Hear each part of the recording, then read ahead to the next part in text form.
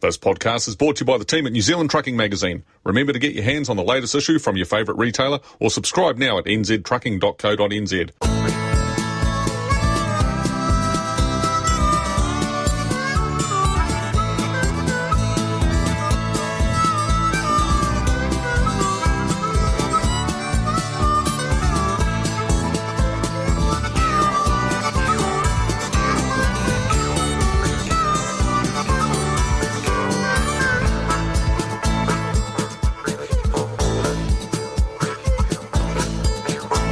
Keep on moving, the official podcast of New Zealand Trucking Media.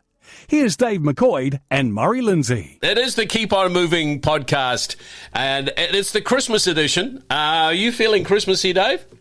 Mate, I'm getting more Christmassy by the moment. I'm almost ready to dress in red and grow a big white beard and, drink copious amounts of something that's probably not inherently good for me, really. Well, I guess it's kind of easy to talk about Christmas because we're deep into it, but there'll be people listening to this in January and going, what the hell? Yeah, that's right. Yeah, but it's all about living in the moment, Murray. It is definitely about living in the moment. And of course, the December issue of New Zealand Trucking Magazine was a blockbuster, and that's what we're trying to replicate here. It is an absolute blockbuster, Dave. Shall we just have a look at some of the stuff you've got? And you've been working particularly. I feel as though I'm not contributing enough in this. Of course, we got the boys together, we got the blokes together, and you're having a good year. Do you want to just a quick snapshot that? Yeah, no, we just had a good old Christmas yarn, and as we do about a few events that are in and around us, and we give some intellectual insight into some of the deep issues, Mark. Well, anyway, that's to come, and I think we will pop the feature interviews straight after that. We've been talking about this, but I think we can't make them wait any longer. You had the pleasure and privilege of being at a rather special gathering, Dave. Yeah, so people will recall back in the magazine a couple of years ago, or a year or so ago, about Murray Brunning and Les Hayden Pixie and Murray and Greymouth that restored those two Mack trucks to what can only be described as concourse condition. Now, Murray is an ex-motor truck distributors man, and he contacted me early in the year and said, hey, there's a gathering getting together in Wellington at a venue yet to be determined, which turned out to be Clive Taylor's home in Paraparaumu. And he said, we're trying to get together the whoever's left from the motor truck distributors early days, assembly days, and are you keen to come along? And I was like, it's a ridiculous question, really. And David you'd actually packed your bags at that point, didn't you? That's right. I had bags packed back then, and it turned out to be they got a hell of a good gathering. There were very few actually that couldn't make it from who is still around from the early days of motor truck distributors and Mack assembly in New Zealand. And I mean, we had everyone. We had Ron Carpenter all right through the crew, and it was just the most fantastic afternoon. And the longer it went, and some of them are getting pretty old now, and the longer it went, they freed up a bit. You put microphones in front of a male, and they suddenly, they freeze up. But they think they're at a funeral. Probably, yeah. But it was fantastic. The only word for it is fantastic, and to get, and I gave them my old favourite chestnut when they were all there looking fairly nervously at the microphones and saying, oh, what's this all about, sort of thing, and blah, blah, blah. And I gave them one of my old favourite chestnuts that what's about to happen for the next hour has got nothing to do with you, with all respect. This is for people who you will never meet, because they are generations to come, and they will never get the opportunity to talk to you. They will never get the opportunity to hear your voice. And this is you gifting them a treasure for the future. There'll be people in 20, 30 years' time that get this recording and go, shit, that's actually Ron Carpenter. Carpenter speaking shit. That's actually Cookie speaking shit. That's actually Danny Clawson, Rick Wood, or Murray Selby. That's actually their voices, and because that's the cycle of life. We won't be here in 50 years' time, and there will be people that are trying to piece this history together and live in the moment that they never got to live in. And potentially, some of them could have been driving or will be driving trucks that these guys actually assembled. Yeah, well, they'll have them in their classics collection, and they'll be able to have the truck. Imagine 50 years time, and an R model Mack that's left, a New Zealand assembled one, and they've got this recording playing beside it at the show, of Ron Carpenter's voice talking about the very early days. But what I do have to do, Murray, for the listeners, is I do have to just. Well, it's not actually a correction, but it's a clarification, I would say, is because I was very excited, and there was when Danny Clawson was speaking, I was really excited to recall an event in my life that involved him, and I said I went down to pick up a Mack in 1984 and blah, blah, blah. Now, there will be people listening that will be going, like, bullshit, you were too young to be doing that at that stage, but when I was in the office at Thames Freight Lines, I used to go down with people that were picking up Macks and be there when they were getting their trucks. But on this occasion, when I finished the interview, I thought, man, what the hell was that? When I went down there and Danny let me drive, and then I remembered what it actually was, is I went on a road trip, and DJ Milanofi, who owned Thames Freight Lines, jacked me up with a tour of the assembly plant. And Danny met me and took me through the assembly plant, and then he gave me that drive. So it wasn't one of the trips that I went on with drivers to pick up a Mack. It was actually a road trip that I went on myself, and a tour was organised and blah, blah, blah. And that was that trip where I got some of the photographs from inside the plant that appeared in the Mack 50 yearbook that we did last year. So, yeah. Okay. Yeah, all right. You've covered that one off, Dave. Thank you, Murray. No one's going to know. No, but there will be some old boys' ears listening that knew me when I was a lot younger and thinking, he wouldn't have gone down to pick up. But, yeah. But one really interesting anecdote is one of those trips that I did go down with a driver to pick up his new Mack and ride home in it with him was actually a truck that I ended up driving for quite a few hundreds of thousands of kilometres later on, and I got that truck. Oh, wow. Yeah. Yeah, it was. Yeah, so there you go. That was by good luck rather than good management. Yep. Yeah, that's right. Yeah. Okay, right. That's the biggie, and that's going to be scintillating listening, particularly if you just happen to be driving one of those trucks right now. Oh, hey, what about it? So we've got a new Scania boss. You've had a chat with him. Yeah, they're really neat too, and it's an interesting. There's a pattern forming here. I think that you can see that New Zealand is being used to groom, to put future. It'll be really interesting to see where people like Rafa and Victor end up in the Trayton story. 20 years down the track. Where they'll probably may well end up in real, thin air globe-trotting super positions within the monster organisation, because they're obviously being put to the test in New Zealand. And I look, personally, I think it's great for us because we get people here, and even though they might be sort of coming along however often, and I don't know, I've got no idea how long Victor will be here. He may decide this is the place for him and stay here for however long. But it's really good for our market when we're getting really ambitious younger people that are on a journey and need to prove that to their superiors that they can do the big jobs even on a smaller scale, because that they're wanting this market to succeed, because this market is a direct reflection of them. So I think from the point of view of what our operators get, I mean, there's a great argument for, you're getting a very ambitious, results-focused sort of a boss who's who needs to come and go with a very good track record behind him. I think again. Sorry. I think in the same breath, we're also getting people who've been in New Zealand, understand New Zealand, and if they do get further up the chain, they, when it comes maybe not down to design or whatever, but they are thinking of their time in New Zealand when trucks are formulated into the future.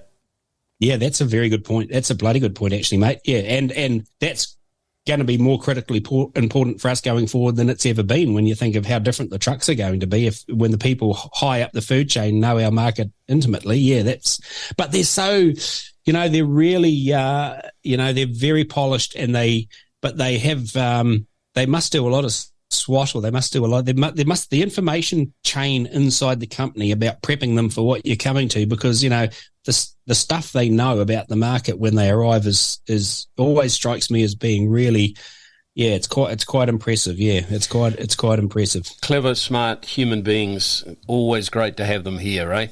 Yeah, I reckon. Absolutely. That's why we're so grateful to have you at Trucking Radio 24/7. Yeah. And the Keep On Moving podcast. Blah, blah, blah. The diversity chat you had too, just quickly, can you just illuminate that a wee bit?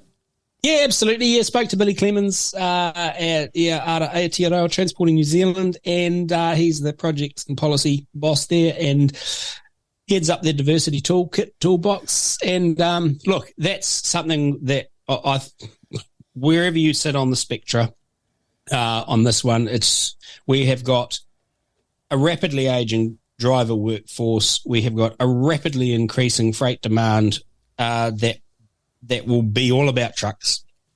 Everything else will just be margin of error in terms of modality, really. We've got to think outside the square that we currently sit in if we're thinking about how we're going to man those trucks. Yes, people talk about autonomy and all of the rah-de-rah stuff there, and that's great, and there'll be an element of that, but that stuff is, regardless of what the zealots say and the musketeers and all those sort of people, that is not going to be with us and solve our problem in the next generation and a half. It will find its way into certain niche aspects of transport, but if you're a kid at school and you set your sights on being a truck driver, even if you're a kid at school now, you will have a job for your work life, no question whatsoever. Yeah. And and we've got less people that need to do more stuff, and we need to think outside the square about how to make the industry attractive, who those people are, contact people that have maybe never thought about doing it as a job, recruit from outside New Zealand, because the void is just going to exponentially grow. I have a contribution, Cam Bagrie. And I'll be chatting with Cam as he looks into the new year as well. Right, but Dave, isn't he just the most fantastic real world? This is how it is. Let's not sugarcoat it. That's exactly how it is to deal with Cam. He's very down to earth. I'll get a message on a Monday morning about 6:15 with a list of topics. We sort of time, and away we go. Yeah. Okay, now just before we get into the blokey yak, you and the boys, we have, for the first time in a little while, a beautiful noise, and this is where we play a truck, the sound of a truck, and we want you, over the next few hours to have a think about it. We may even play it a wee bit more of it halfway through, Dave. What do you think? Just to give them a bit of it. It's too easy. What I think is you could play this just as the podcast, and you would probably have the highest listenership we've ever had. All right, here we go, Dave. Here we go.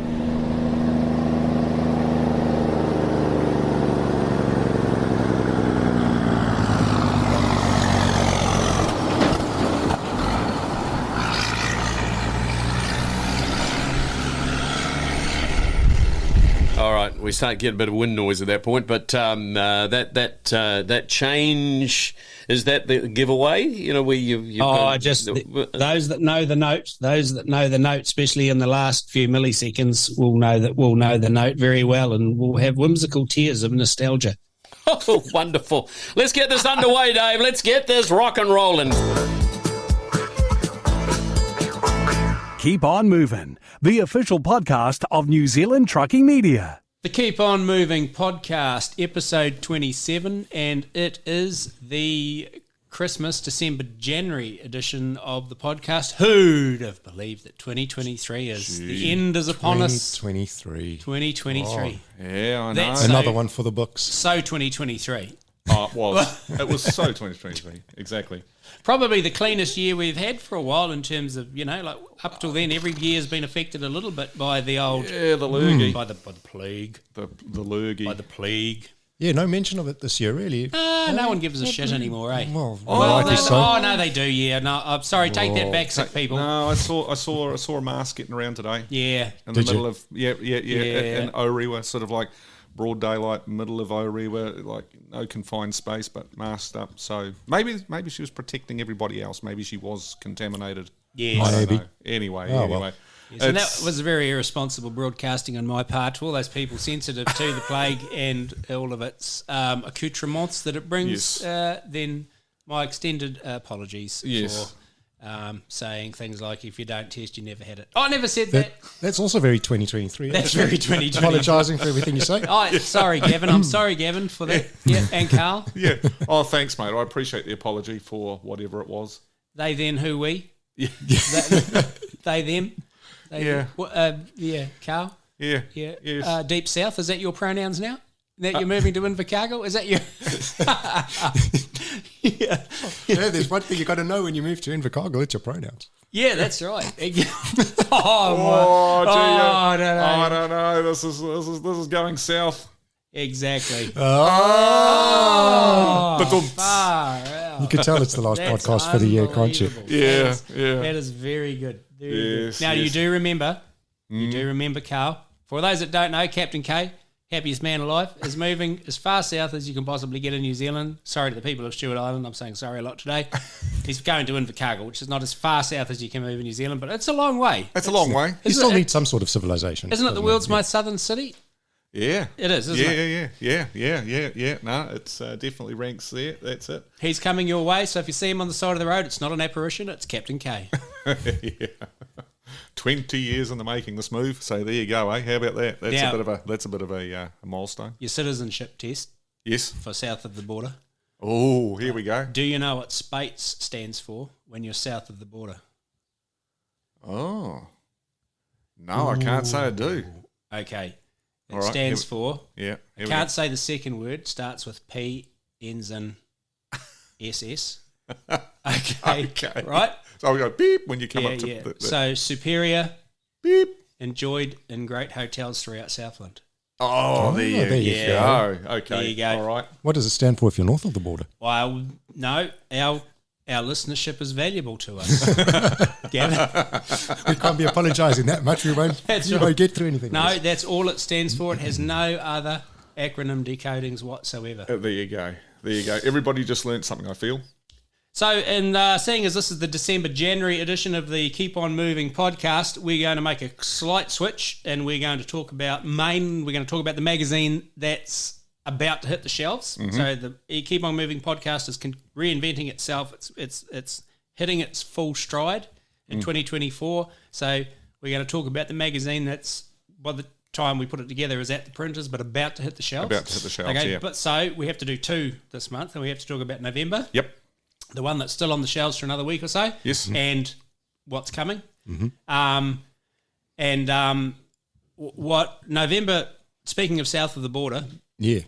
Kerry Turner and the team at OTL. Oh, man. Is that the most feedback we've had of a cover We've story had for a long, long such time? good feedback on that. It is just, Yeah, that one really hit home, I think, with a few readers. Yep. More than a few. Yeah, absolutely. Yeah. Phone calls from and calls from everywhere. Just, fantastic story. Great people. Yeah. And just a neat, it's one of those places you would never not ever call in on your way past again, just because it's everything that Southland or South Island, Lower South Island, lower half of the South Island rural carriage is. Yeah. Mm-hmm. Yep. Yeah, no, it's for the Isuzu. I mean, when you go back to when we did the Stevenson test, that was a fantastic follow-up. That's what was needed for that new model to do a comparison and really see it doing what it's supposed to be doing. Mm-hmm. Yeah, it's exactly where it's aimed at in the marketplace. I mean, hey, we see them all around Auckland as well as 6x4 tippers and things like that, but that is that is their home. Yep. Yeah, and they put in a pretty good showing. I think when we were down there, we were able to sample 2 of them, obviously. Yeah, that's Bolt right. tipper and a stock unit, and Pete and Colin, just, Pete, just two blokes that really, I mean, you could sit and yarn to them all day. Oh, and I went to the sale, Palmerston sale, for a couple of hours with Colin. And we had to get away because we were heading down to the Hall of Fame, and but I just wanted to stay at the sale and just see the whole day through and listen to the cattle. I haven't been to sale really since I was a kid at Kobu sale yards with Dad, sort of thing. So, it was. It was just neat people, eh? Yeah. No, so if you haven't caught that story yet, well, that's definitely one to grab a hold of and have a read of. And still on the shelves. Yeah, still on the another shelves. week or so. Absolutely. Another week or so. Get your Western Star photograph for your wall. Yes, that's right. Poster. Yep. Your Western Star poster for the wall. 2 Western Stars, 2 for the price of 1. I know. Look, mate, the added value is just amazing. Absolutely incredible. But no, that was another good story as well, because that was our good friends at Prestige Building Removals with their 2 Western Stars, and Gabby, the trailer that went swimming. The trailer that went swimming. Yeah, with a house on its back that disappeared somewhere and ended up, I think, it's probably on its way to Taiwan or somewhere. Yeah, absolutely. Yeah. But no, that's a great story, great poster. Yep, another great magazine. Yep. So, Mr. Myers, moving on to the December-January issue. It's a big one in more ways than one. It is great Christmas reading. Yeah, real neat way to end the year off. I think a lot of people will probably complain that it's our 4th Scania of the year, I think, but there's a lot of factors behind that, market forces and all, but definitely worthy, I think, of the Christmas issue. Oh, 100%. This particular truck. Yeah, 100%. From the family point of view, Yep. But the application as well, that's just, it was extreme. For that truck, it was in the place that it needed to be. That's where it's designed to work at those sorts of weights in that application. And with a very experienced hand at the tiller, and so to see that truck with those, A, the specification, but B, the features that they've spec'd that truck with, its ability to take control literally on the fly, from the driver's seat and adjust drive and everything like that, switch a diff off, engage, airbags, play with your axle balancing, loading and all the loadings and everything like that. So, and we got to see it in action live. Just phenomenal. Great story, great photos, great video. It was just a magic couple of days out with Matt and the team. That's... We haven't actually told them what the truck is or who it is. To do it, Yeah, we haven't got there yet, but anyway, go ahead. Gavin, you're the editor. Central Equipment Movers out of Tokoroa. Yep. The James family. Yep. Matt James driving the truck. His dad's Scania James. James. As he's known. Yeah. That story's in there as well, how that came to be. It is, yeah. Well, cover stories. Cover Yeah. story always tries to tell the backstory as best it can, of course. Exactly. And I had the great privilege of working with Scania James. I was going to say AKA Colin, but it's actually the other way around. It's Colin AKA Scania. And for those of you that want to know the real story on how he come to have the nickname Scania, you can read that in the magazine. I'll keep that. You can. But it's interesting because it was actually courtesy of a big white V8 Scania, or largely white V8 Scania back when he was a kid. So it's such a neat. Yeah, that's right. Transition, and we write in the story about how the culture or how the forest works. You revisit compartments time and time again, different eras, different generations. You might go back to a compartment 3 times in your working life, and each time something's changed, and it's so similar to that because he was a kid smitten by a big white V8 Scania when he was a kid, and then all of a sudden. Yeah. Next time around, he's standing in front of his big white V8 Scania.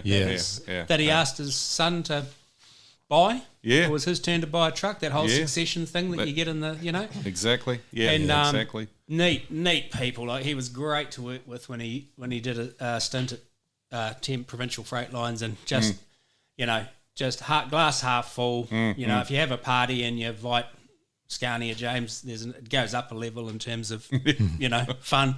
He's just one of those characters, and Matt and Taylor's, they're chips off the old block. The The thing with that though, the one moment with that truck that really sticks with me though was when we there was one real pinch that we definitely needed the assistance of the old Caterpillar grader.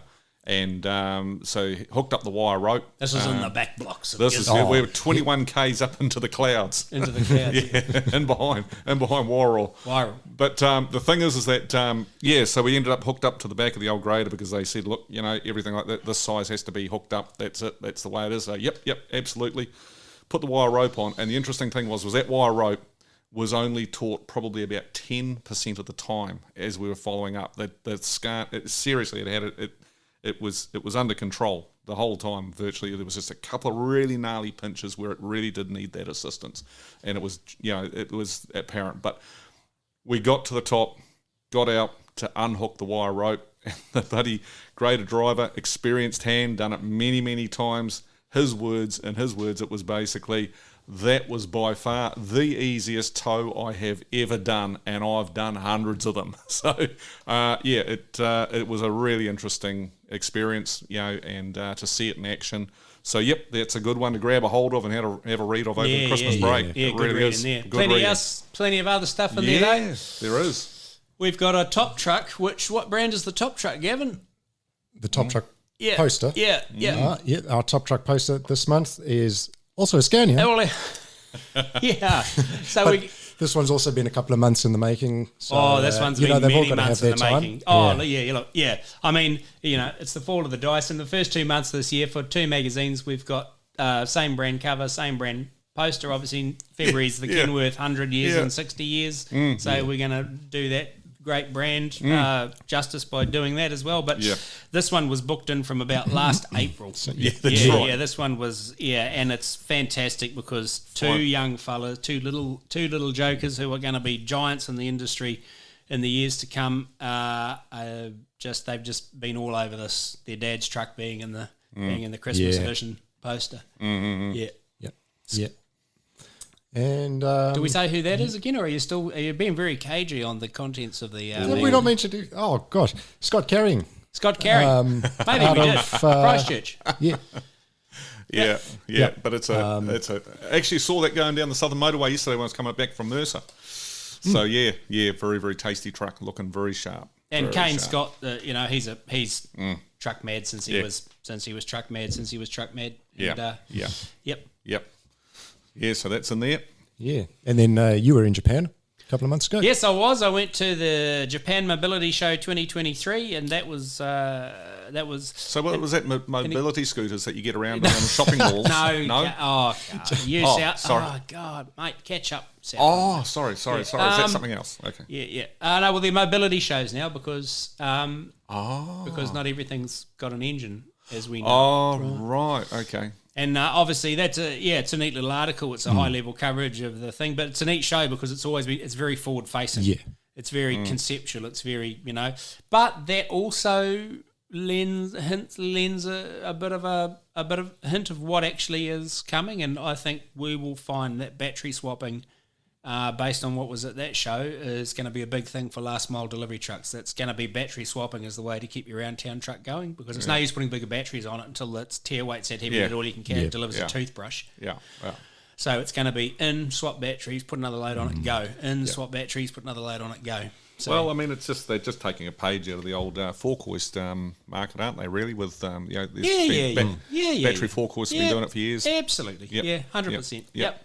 No, it works. It's a proven methodology. Continuing on the battery theme and still forward focused looking.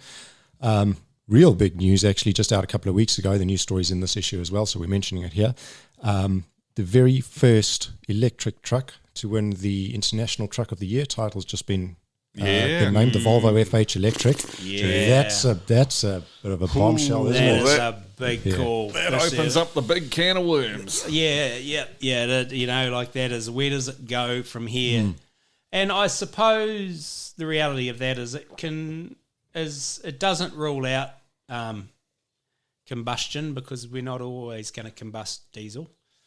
No. Well, and so there's but it's still wow, that's early in the piece. The electric story's just only being only starting. So, but I mean, hey, look, Volvo's made a fantastic product. We saw it last year in Brisbane. And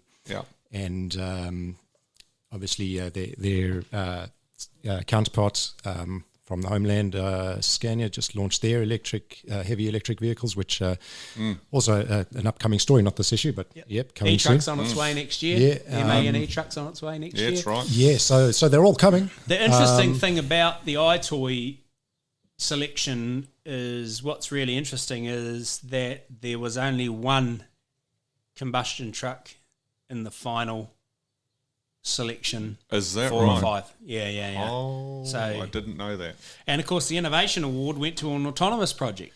So that's another MAN's, interesting one. So Gee. Yes. Ooh, yep. went to an MAN autonomous project working in Europe. So it's, Interesting times ahead, that's for sure. and Will has a drive of the new heavy duty Actros electric, The in the Actros international truck 600. stop. Yep. More electric. Yeah. Mercedes' heavy offering. Interesting article. Yeah. Have a read of it and make from it what you will. Yes, I'd say that. Let's leave it there. Let's leave it there. Yeah. Yeah. It's yes, there was an interesting perspective. Yep. But don't worry if you're still got diesel pumping through your veins. We've got a report on the Brooks show that Carl spoke about a couple of episodes ago. Yeah. From Don't get him from started. your Don't get him started. crossing over the states. Oh, my goodness gracious, Dave's got a piece on his highlights of the K model. Keywords from the Clarendon Classic. The Clarendon Classic. Yep. I went in search of old Ks, as I sort of have a tendency to do, and found 4 really cool people. What did I put in there? 4 or 5? I put 4, didn't I? 4. 4. And one of them owned by a guy called John Thierry, and it was Will Shaw's first Kenworth. Yeah. So and he said, "Oh, this one." I said, "Oh, that's a cool truck, mate." Blah blah blah. Chat. And he goes, "Yeah. It was Will Shaw's first Kenworth," and I was like, Yeah. like Will Shaw's first Kenworth, The like Will Shaw. Shaw's Darwin Transport, and he goes, "Yeah, like his first, and straight away you just have this image of the lanky Englishman heading into the sun, with a load of steel on, heading, and you're like, oh my. All of a sudden, there were moonbeams and angels singing. Yeah, angels. And it was just like, holy hell, the history that was just in that cab and what would become. Oh. Holy moly. Yeah, no, phenomenal, eh? He's, that's one that definitely needs preserving. But that's what Clarendon's so cool. It's that is a bucket list show. I mean, you've done it now. I've done it once. It's one you've just got to go and see. There's just so much history there that we all, I suppose, particularly our age group, because we grew up with Truck and Life magazine, there are so many trucks there at that show that you go, I remember you. You were on, February '79 cover of Truck and Life or whatever, or you were the truck and the regular month or something. There's a lot of guys are actually finding those trucks, seeking them out, and actually preserving them back to as they were, or as we remember them. So very cool show. And the thing is with Clarendon is like you just put your parochialness of brands aside. It's just a great event of like-minded people that love trucks. And you got to remember, if you don't know what you're sort of dealing with, yes, there's the Clarendon Kenworth Classic, but it came about because it was next door to a big agricultural show, wasn't it? Carl knows more about it than me. No, and right. There's all amount of trucks there. Like if you go to the agriculture, there's slab roof Atkinsons, 3800s. There's it's the truck show from hell. Yeah, that's right. So that's the big thing. If you ever go over there, there's just a piece of advice right now. Make sure you jump the fence and go and have a look at the agricultural show, because that truck show that's over there behind the sines is just as big as the Kenworth one across. Yeah, Louisville's with 903s in them, and I know. Yeah, you get rather excited. And there's a pub right there at the main show. gates. And you can sit on the veranda and the trucks pour in. Yeah. While you hydrate. Awesome. Yeah, while you hydrate. Exactly. It's very important. It's very hot over there. You've got to stay hydrated. And that's a who's who of New Zealand trucking. Yeah. Going to the pub at the Clarendon gates is just like, good grief. Yeah, exactly. Yeah. And then I think probably the last thing we want to feature in the magazine, a bit of a double header as far as models is concerned. You were down, Carl, with Robin McKnight. Yeah, that's right. The Tin Man. Yeah. Now, Robin he does some good work. Oh, gee, unbelievable, mate. Yeah, seriously. So, yeah, there's a feature in there in a Mack superliner that he's built. But he is one of those guys that sort of paved his own way with, instead of the mainstream sort of using plastic and glue and so forth, he uses sheet tin and solder and tin snips, and just incredible. Yeah, absolutely phenomenal. And then we also this month we've got the Italy Build a Model Truck Competition 2023, the Craig Christensen inspired competition for the youngsters, and so the winners are in there, all 3 winners.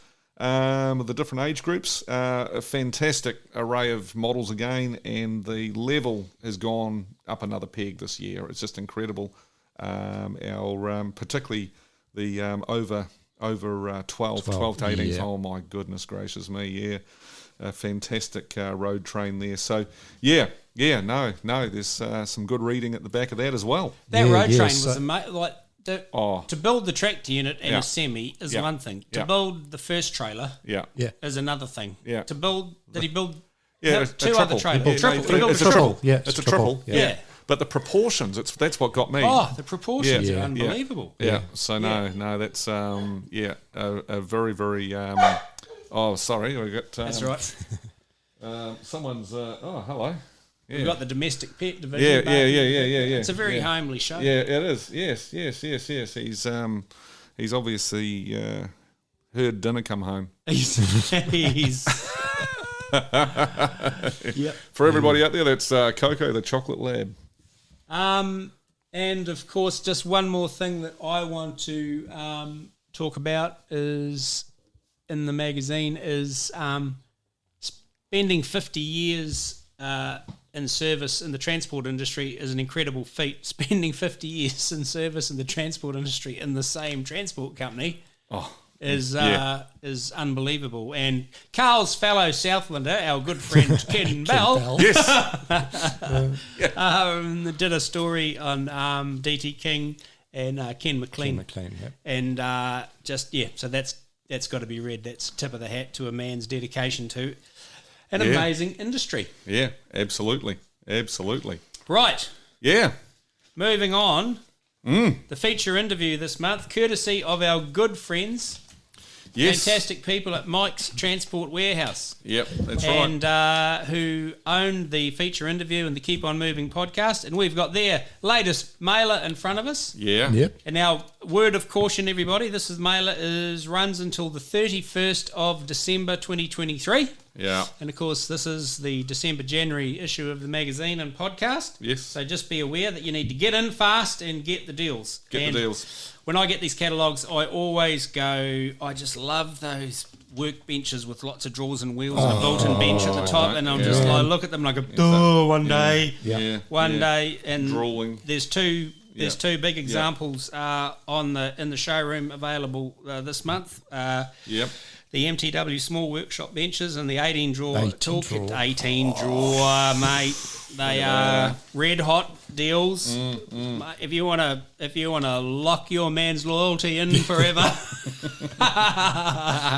get down to Mike Transport's warehouse and grab yourself. But if your budget doesn't quite extend that far, of course, you've also got truck cleaning kits. But I tell you, there's one thing in here that caught my eye, and it's something that I do possess in my workshop. Like the very thing, or something? No, exactly that one. And it is the Projector PC 800 12-volt 6-stage battery charger. Now that thing is incredible. What that can do, it'll bring back a dead battery, no sweat at all. It absolutely. So you are speaking from experience. Personal experience. This is like the ultimate review. Yep, it is. The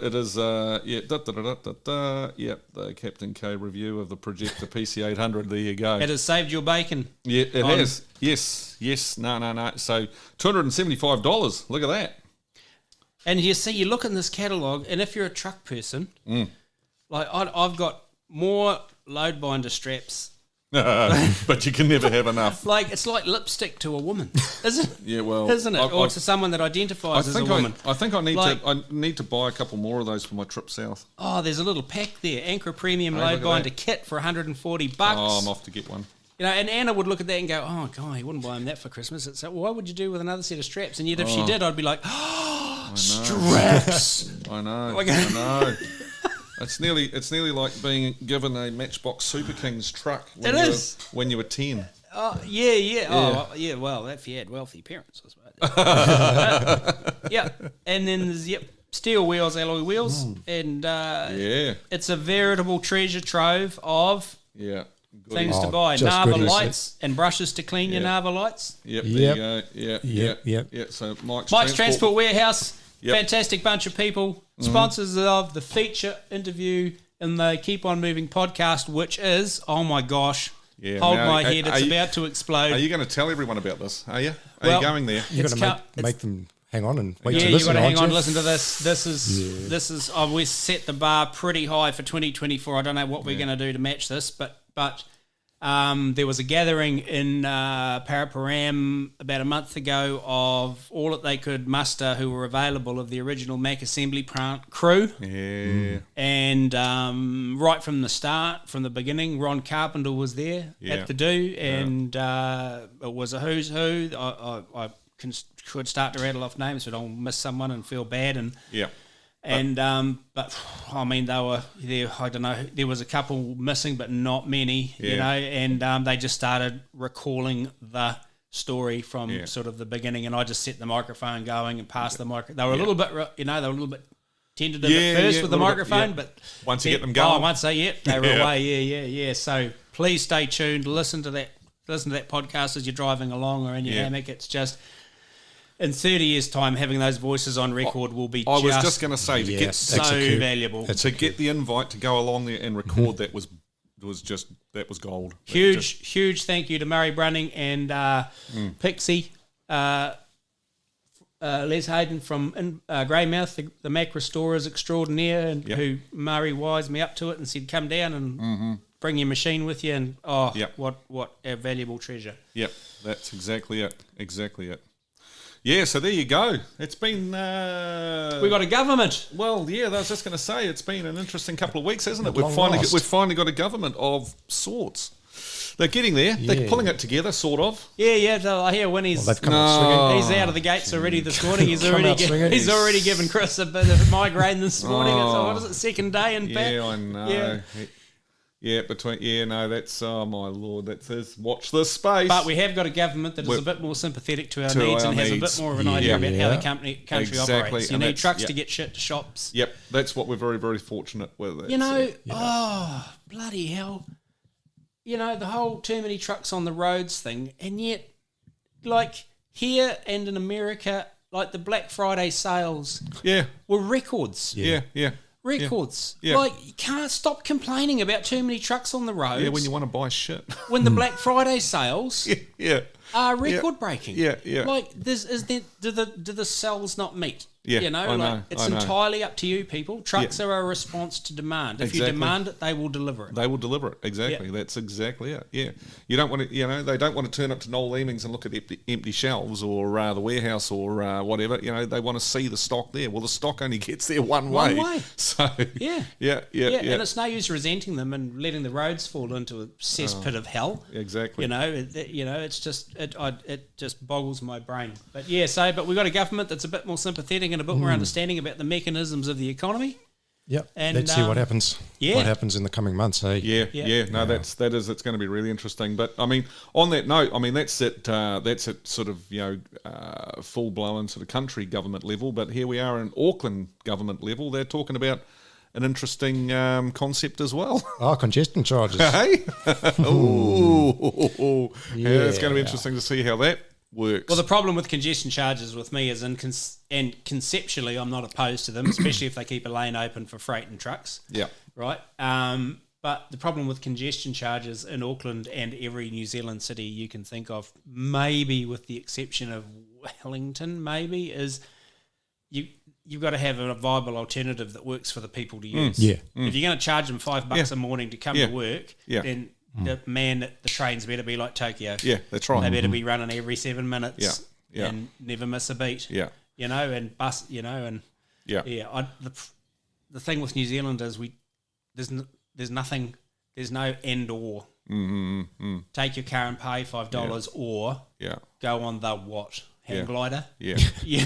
Yeah, that's exactly. ski, Yeah, you that's know? exactly it. Because that's it. If you're gonna penalise them, there has to be an alternative so they don't get penalised if they don't want to be. That sort of attitude. But that's exactly it. I mean, maybe more people will work from home, and hey, congestion solved. Yeah. Well, I suppose so. Yeah, Well, isn't it amazing though? We've just noticed though in the past past fortnight, the traffic volume around Auckland has again done its yearly plummet. As soon as universities and schools, as soon as universities close down and technical institutes and all that sort of carry on, there is a correlation there every year. It's just boom, the traffic flow just drops. The volumes are just in the morning. I was coming back, as I said to you earlier, I was coming back from Mercer the other day, and I was looked at the the old clock on the dashboard, and I thought, oh man, I'm going to be driving right into it. And no, clean run right the way through. Absolutely, and it was, and I suddenly went, oh yeah, that's right. We're at the end of November. Yep. This is exams, when university. Yeah, everyone's gone home for the year, sort of thing. And it's so. Yeah, I mean, we keep going on about these vehicles getting around with only one person in them and so on, but that really is a problem here in Auckland.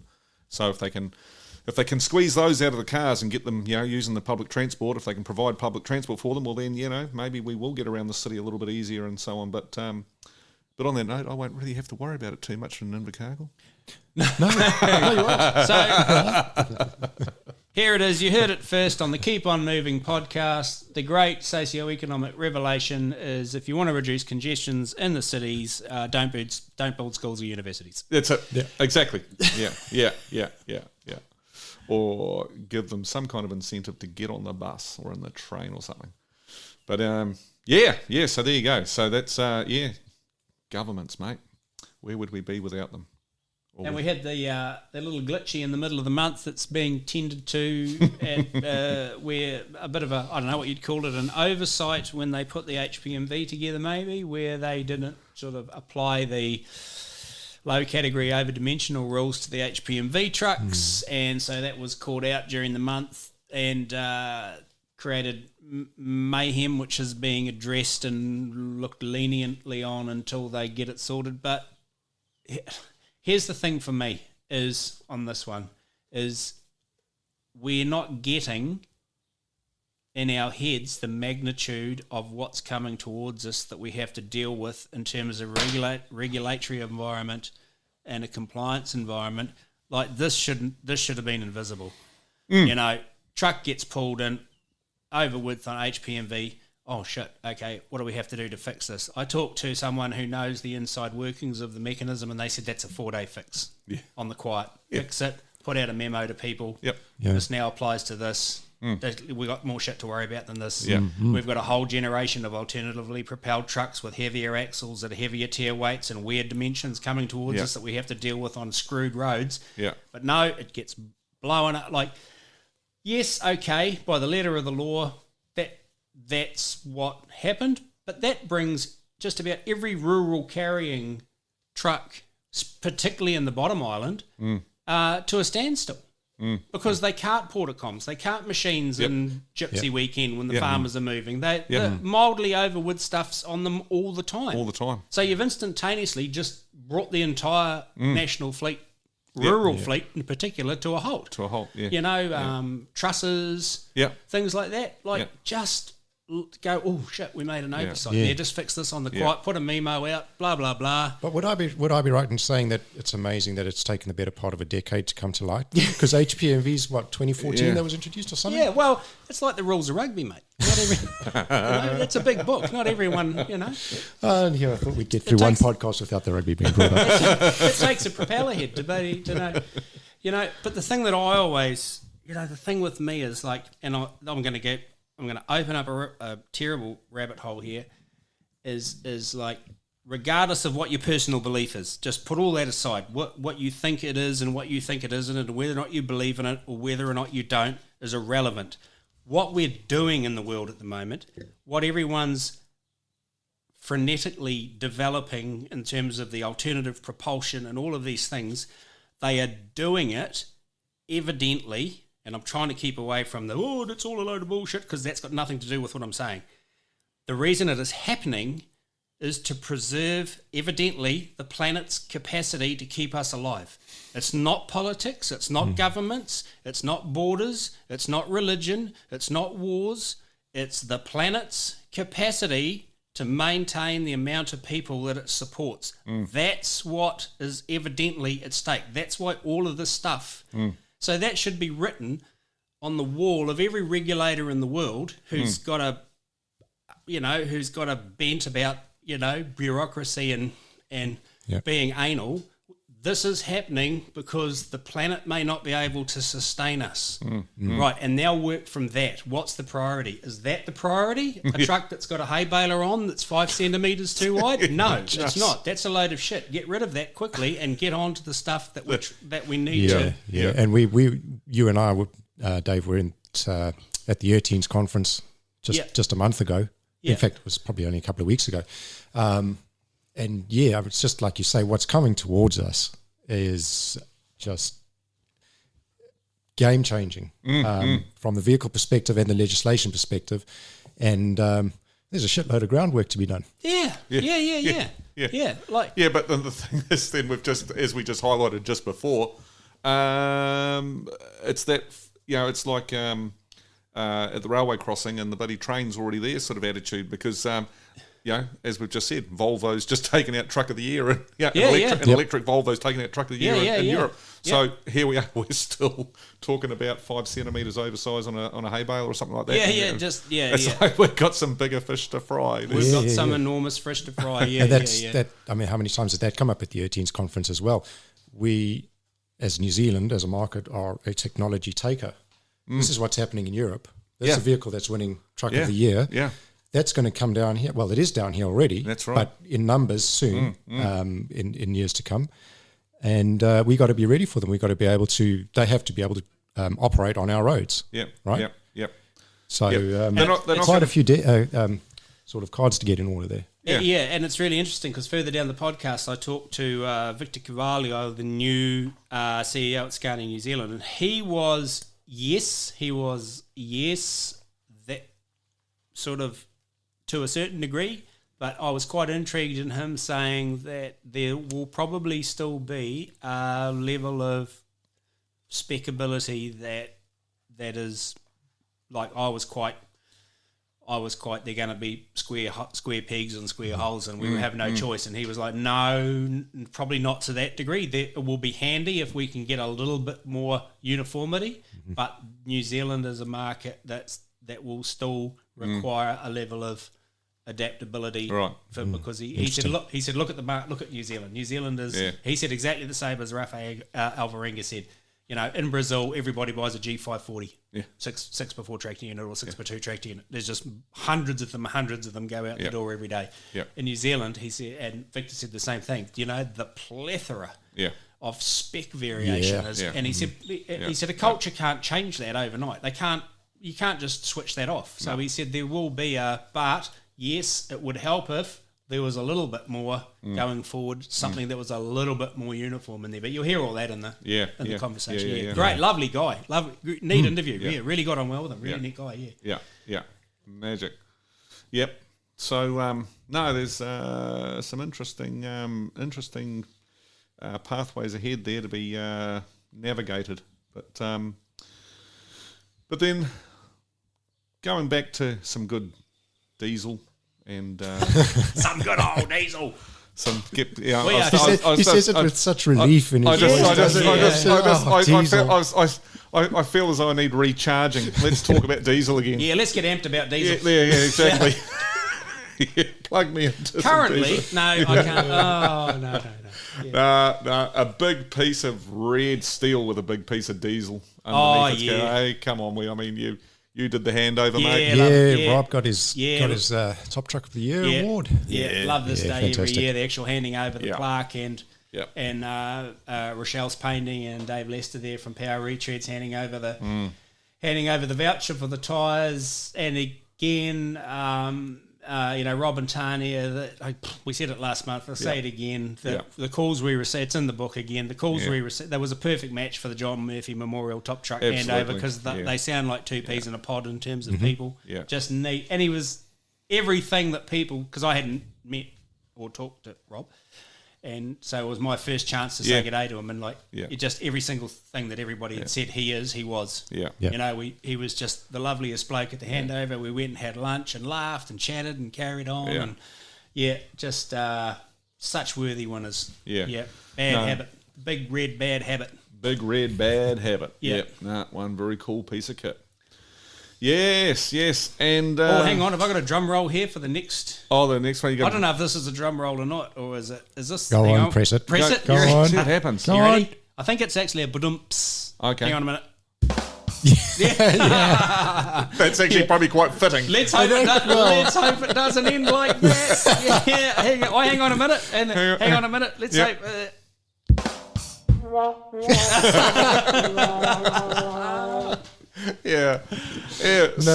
State Highway 25A open for Christmas. Yeah, now that is a profound statement, but isn't it amazing, eh? Just shows what they can do when they want to. Eh? I'm on a roll now. If someone had told me that in April. but the thing is though is that just going back one step about. It's amazing what they can do when they want to. It's amazing what they can do when the right people that have a holiday home over the hill campaign for it to be done. We started off the podcast by apologising. We might end it with a big apology. Very sorry. Carl lives in Invercargill, and he's unaware of the physical nature of the Coromandel. And that's apologise for that, everybody.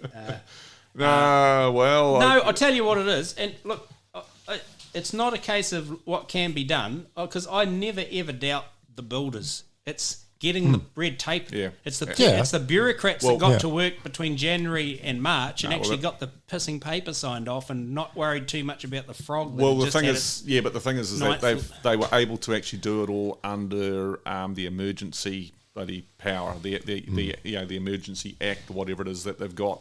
That whole rebuild is actually part of. So all the paperwork is yet to be done. And it's like, we'll worry about that later. We've got to get this open. That's the bit that, I think we need to learn from, is that, it's blatantly obvious with this whole exercise that the paperwork and that is the stumbling block. It is. I mean, it's not the people's capacity to build it. They always, but what I'm saying is that they always deny that. But here it is. It's right in front of their face. They cannot. This has been turned around. Everything was there. It was ready to go. It was get in there, get it done. And there's arguments about there was the three different options about how to fix it and blah blah blah blah blah. But the bottom line is they chose an option, regardless of whether it's the right one, wrong one, or whatever. But it was it looks to be the correct one. From the photos we've seen. But they just got on and got the job done. And paperwork will sort that out. So the thing is that, for me, I think it sort of highlights that a long, hard look needs to be taken at the systems and practices that we have in place at the moment, because it's not working. Well, we're supposed to be having a big overhaul of the RMA and things like that. Well, let's hope that. But I think it's, and I come back to your original thing, point, Carl, or comment, and yes, we can't be naive about this. There are some very influential people living on the eastern side of the Coromandel, and I'm sure, it's just human nature, that, they'll deny it till the cows come home, but there would have been phone calls. And there would have been. But also, the eastern side of the Coromandel Peninsula is very much like Golden Bay, Farewell Spit area, and is when you're over when you go over the top of the Takaka Hill, there's a hell of a lot of New Zealand left before you're at the end of Farewell Spit. There's a lot of people, there's a lot of commerce, there's a lot of industry, there's a lot of agriculture and aquaculture and tourism. The eastern side of the Coromandel is very similar. Across the middle of that range, there's one really key road. I mean, we know there's sort of not, because we've had to use the alternatives, but they're pain in the ass. There is actually one fast key road over the middle of the spine, and there is a lot of New Zealand on the east. Yeah. You know, Whitianga, Tairua, Pauanui, Whangamata, Whirator, you add all the people up in there and you get way more than Thames, Coromandel combined. Yeah. You know, and so, and I know because I've got some great mates living over there and in Whitianga, and like there are some businesses over there that have done it more than incredibly hard, like running at 50% revenue this year. I mean, there was a bit of a story just recently. Yeah, there's businesses that just aren't coming back. They've gone already. Yeah. They can't come back. So yeah, I mean, it's it needed to be addressed and addressed quickly. But as I said, it's been proven now that they can do it. It can be done. We can do this. We can make these things happen. But you know, unfortunately, we seem to get tied up in red tape. Yeah. And but that's what needs to be looked at. But yes, anyway, Merry Christmas, the Coromandel. It looks like 20th of December. That's it. Looking very much like that's the date. We might actually. Are they going to have a? I wonder if they'll have a walk up the. I wonder if they'd be able to go up there and. Oh, that'll be neat. Have a walk on it and. I don't know. Look over the side or something. Yeah. Well. Yeah. Exactly. But they might even get the Three Musketeers up there to cut the ribbon. Who's the Three Musketeers? Well, we've got three of them, haven't we? Who's that? Oh, Dave, Chris, and Winnie. Yeah. Yeah. Chris will cut this bit now. You two cut half each. Yeah, you cut that half of the ribbon, and I'll cut. Who's cutting the first half of the half? Well, it's got to be me because I got more votes. Yeah, I got more votes, and but without me, you can't do it. So it must be me. I'm the more important one. Oh, hold hands and do it together. Yeah.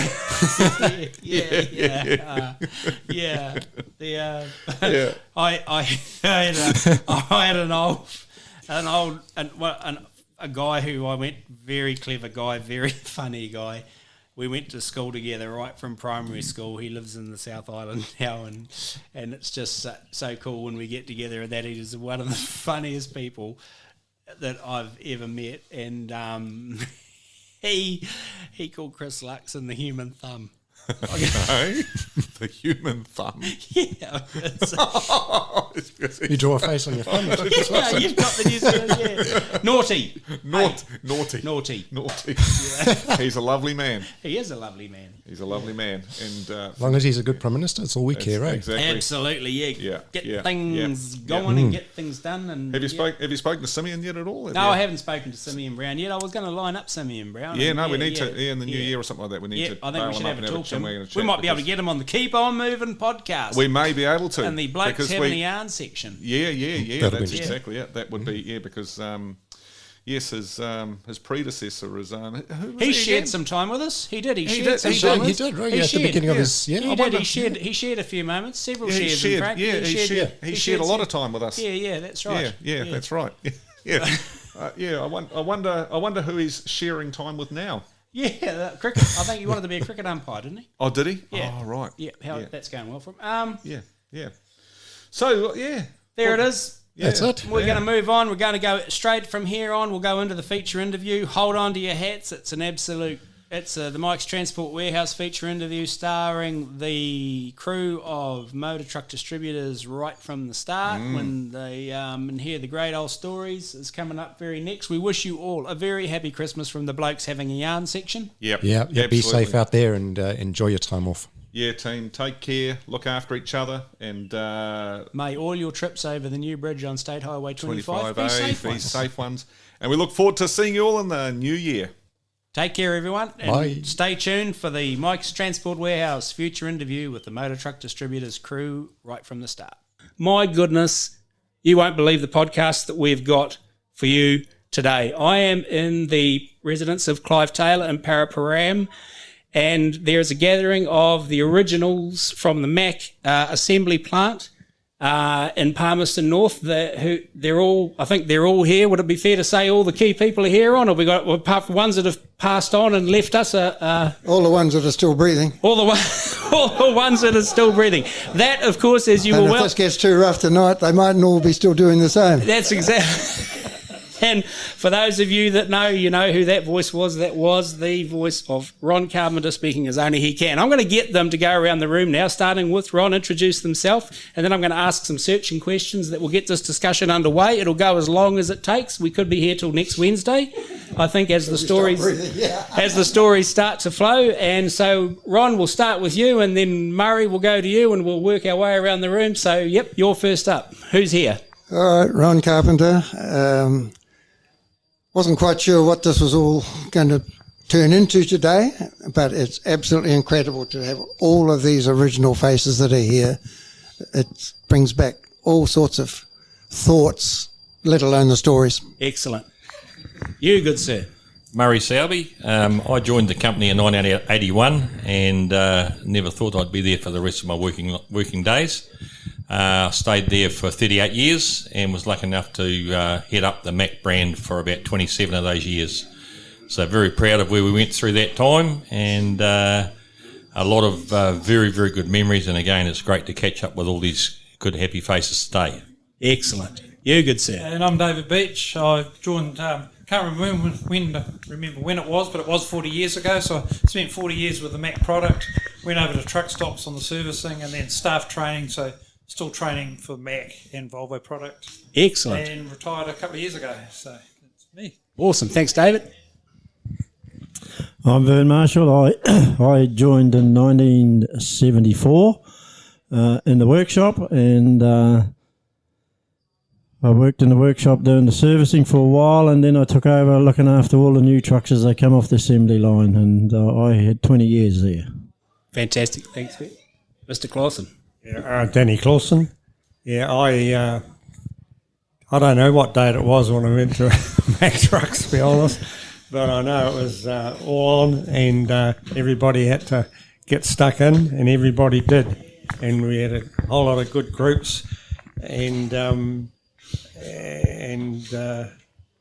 remember having a bit of excitement when Ron walked out the door one day of his office towards the yard, and he saw a couple of utes, one ute and one car parked on the on the roof from the night before.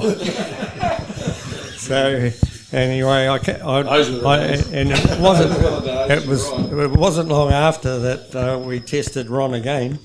And I wasn't involved, but as usual, I was well out of the road. But one of our men was trying to, have to sorrow the old brain and work the flag way it used to be. Probably just as well. Very lucky, aren't we? Yeah, you might be lucky. But anyway, we had Womble was a fairly big guy. And you wouldn't say that to his face, but anyway, he was set to get a big rope and tie it around a ERF. They were trying to change. Thought they could get the chassis straightened.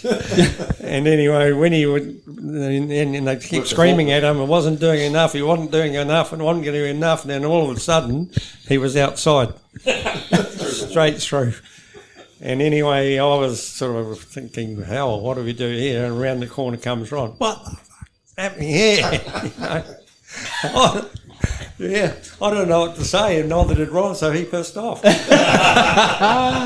Well, my memory of Danny Clausen is going down to pick up a new Mack in 1984, and him saying to me, do you want to go for a ride in a V8 Ultraliner? And I said, yeah. And there was a Billings truck there due to go to Dunedin. Oh, yeah. And you took me to Fielding and then let me drive it back, so you'll always be the king and my mate. Mate. You said, here, drive it back to Palmerston North. I was like, you champion. Yeah. Right, next down the queue. Yeah, Pat Grube. Joined the company in 1976 as a parts assistant. Only lasted 4 or 5 months of that, and then luckily enough, Ron put me out into the used vehicle sales, which is where selling, cleaning, getting all the used trucks up to date. Finally got my own area covering the Taranaki and Wairarapa. Then onto the used vehicle sales job after a few years, and was in that until 2009. Excellent. Pat, moving on. We've got a room full. I'm Bruce Smith. I started in 1977 in the parts, and I lasted there for a while. Got transferred to Christchurch as parts manager when they put a Mack outfit down there. And after a wee while, I started selling trucks in Christchurch, and then I got transferred back to Palmerston and stayed there till 1998. And I've been steering trucks ever since. Yeah, hi, I'm Kevin Withers, better known as Jumbo. I started there as a fresh-faced teenager in 1976, and by Christ did I learn some things. I grew up in one hell of a hurry. I had some good people around me and people I still regard as mentors today. Yep. Fantastic. Yeah, I'm Brent Cooksley. I started in the original assembly plant March 1976 as an auto electrician, and then worked my way up and became assembly manager, and retired last year after almost 47 years. Very great times there, good people, good man that Ron Carpenter, and the Mack 1000 weekend was highlight. Oh, you're still hungover? Yeah. And the trip the next year. Excellent. Thanks, Cookie. Pat O'Connor. I started with the company in 1979. I felt a bit guilty at the time because Graham Taylor interviewed me for the job, and he didn't realise that I was only going to be staying 3 months. That was my time frame. Maybe he knew more than I did because I left 32 years later. And that's how good it was, eh? As Cookie said, they were pretty special days. The camaraderie and the teamwork was just fantastic. It was just so special, and pretty ably led by Ron. That was pretty demanding at times, but you'd be working in the middle of the night and then Ron would turn up with some fish and chips for the boys or whatever, and it was just shoulder to shoulder.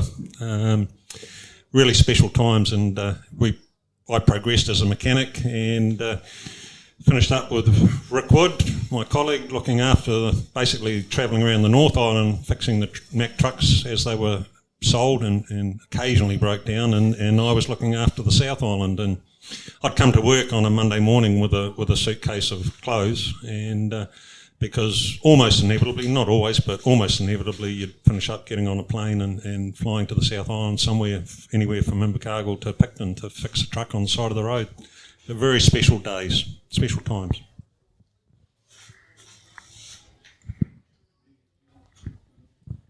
Oh, my name is Ross Karsk. I joined in 77, left 19 to 2000. Worked on assembly. Really enjoyed we're constantly doing 63 and a half hours a week. And, it was great. Good atmosphere, good crowd of guys. And Stuart and Ron, great bosses and that. Good place to work for.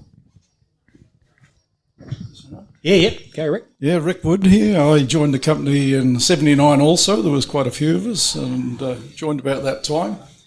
And one of the first conversations I had with my boss is he told me that he'd never employ a Pong. And I said, well, that's all right. I solemnly swore I'd never work for a Kiwi. So we got off on a good footing, and very quickly they knocked my Pommy accent out of me. And really?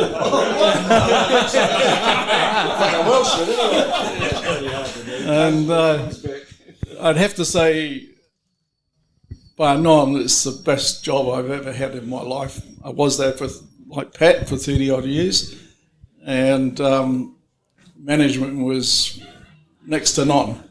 They looked after us very well. They were concerned when we went away and we didn't bring back receipts, and Graham Taylor was the one that used to, Scotty Dog as I used to call him because he was the meanest one there.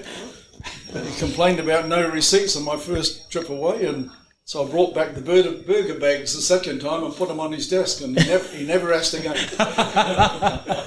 But yeah, I enjoyed, and I still enjoy meeting up with these guys. They're good people. They looked after me well, set me up in New Zealand, and if it wasn't for them, I may have turned around and gone back to UK. And you probably think that would be a good thing, but but no, I've loved every moment of it for all 32 years, and I thank each and every one of you guys for making it possible for me. Thank you. Excellent. Is who we got down the back there? Bob, no. Bob and I.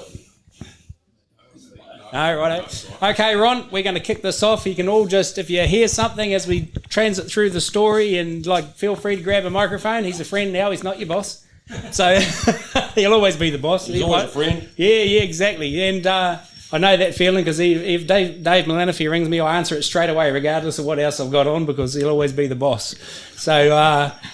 Ron, we're in 1968, are we? Palmerston North Motors, and there's lots of people haggling for the Mack franchise in New Zealand, and you're in amongst them, but you've got some contacts that might just help you get it across the line. Is that right?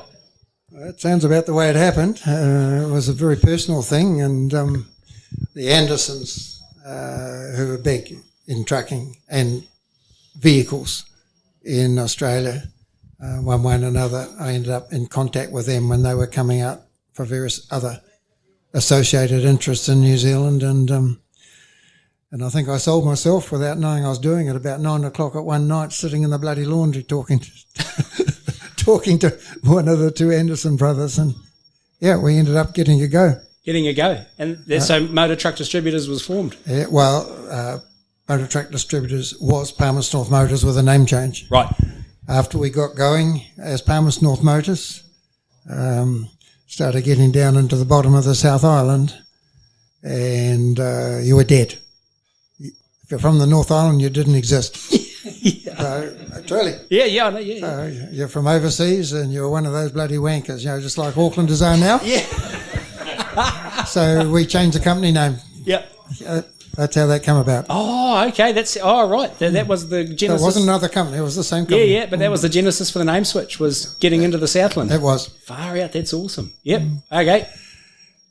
So we just sort of got going. I was green as grass, and we had to fight like hell, work like hell.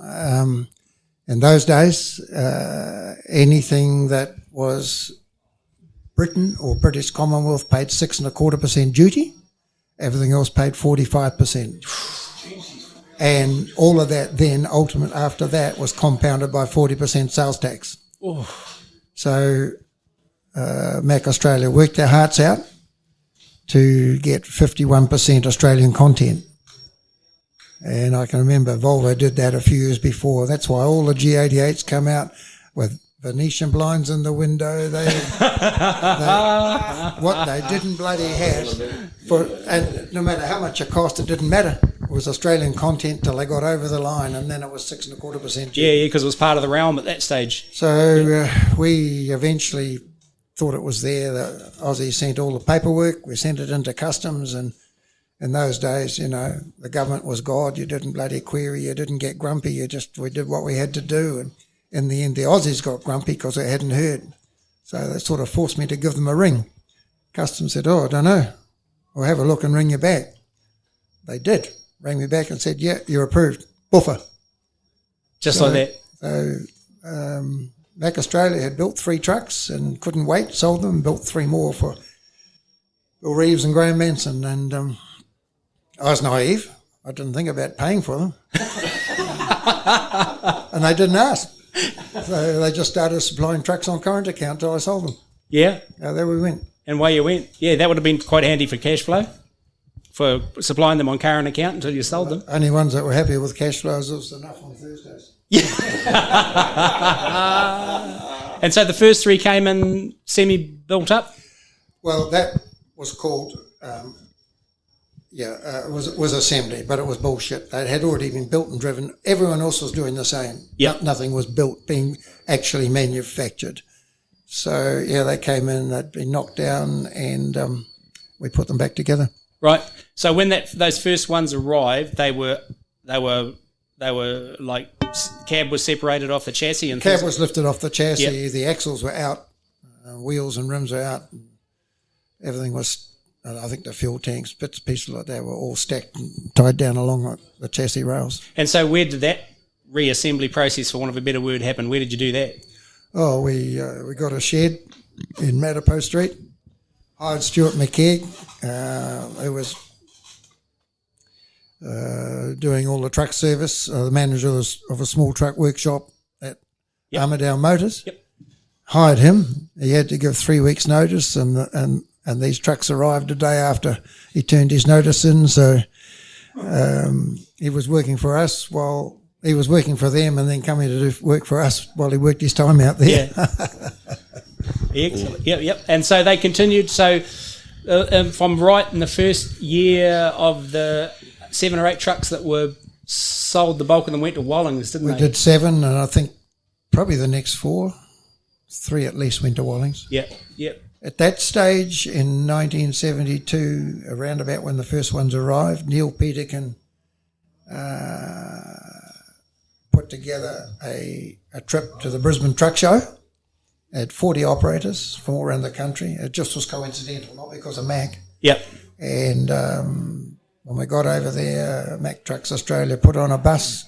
They took us up to Toowoomba to see the leaders starting to be built. Oh, yeah. Looked after us like nothing. And over the years, I can't tell you how many, every single one of those 40 operators bought Macks. Yeah, it was a great service. It was. Yeah. That was very helpful. Well, it was very fulfilling. Yeah. Excellent. What happened next? What happened next? I give this to Cookie. He didn't take it. Yeah. He's got one of his own. It's sitting I've got one. He's got one sitting under his armpit. He's not. Yeah. So were you surprised at the initial was demand immediate and voluminous, or did you have to work for always the got a sales? good hearing. Bill Reeves, he wanted in because he'd driven them in the war. Oh, yeah. Graham Manson, he was close with a bloke by the name of Keith Hunt. Yep. Who, with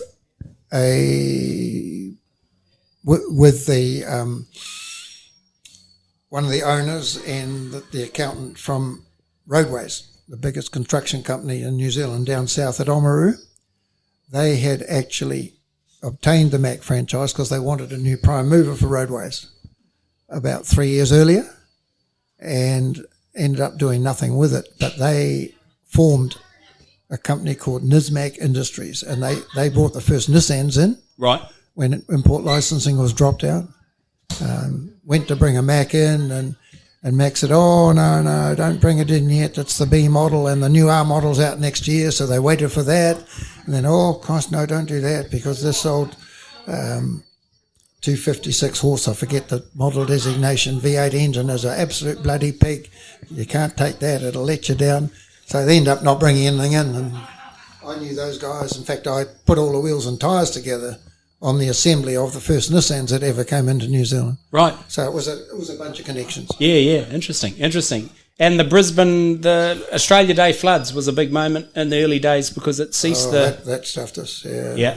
26th, I think, or 26th of January. Yeah. Water went through their plant 26 feet deep. 26 feet. It was a big plant, and the mud was just where the eaves came down to the walls. Gee. Yeah.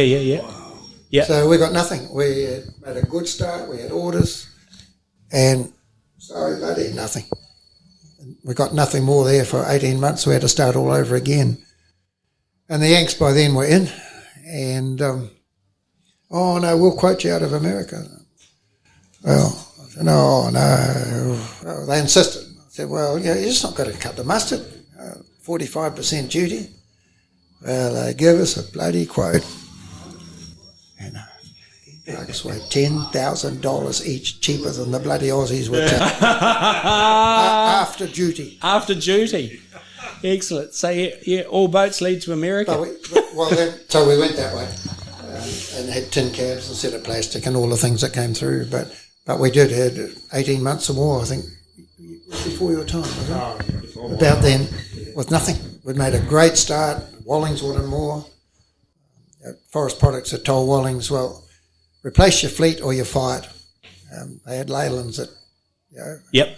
and their Leylands were good, know, all the way from Tauranga to Kinley on the side of the road. Yeah.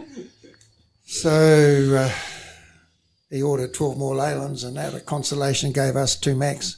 Oh, they can deliver. I said they can't. So in, I think, 12 months, they delivered 2 that they'd had built lying out in the yard. Oh, They rust all around them, 2 Crusaders. Yeah. And we delivered after 3 months, which we said we could. And he said, I need them, keep them coming. The first one to deliver 12 will get them. So we got the lot. Yeah, we got all about those 2. And so you built I remember Dave Milanovic talking about this, your focus in the early days was service the trucks that are out there, and in the readings the fundamental, and I tell you what, we're on the buying end now, and it's never been more important, and it's never been recognised less, is that the customer you got is worth more by 99 to 1 than the customer that you're trying to get. Yep. And you look after the one you got. Otherwise, you get a new customer, and while you're not looking, one of your customers is walking out the back door. Yeah, so we had a padlock on the back door, and that was what we were saying, wasn't it, Danny?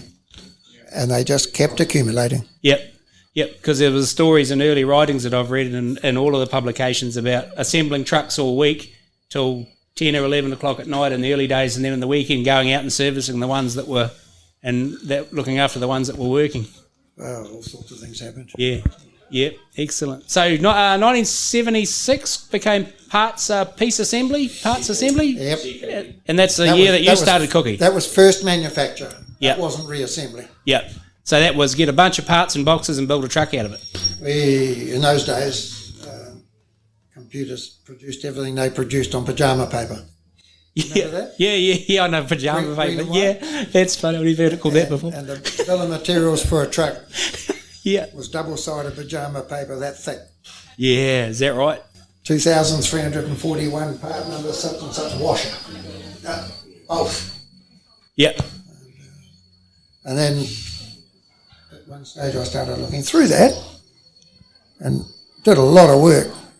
I put a lot of time in at night myself. And fuck this. If we bought those washers in, they're duty-free.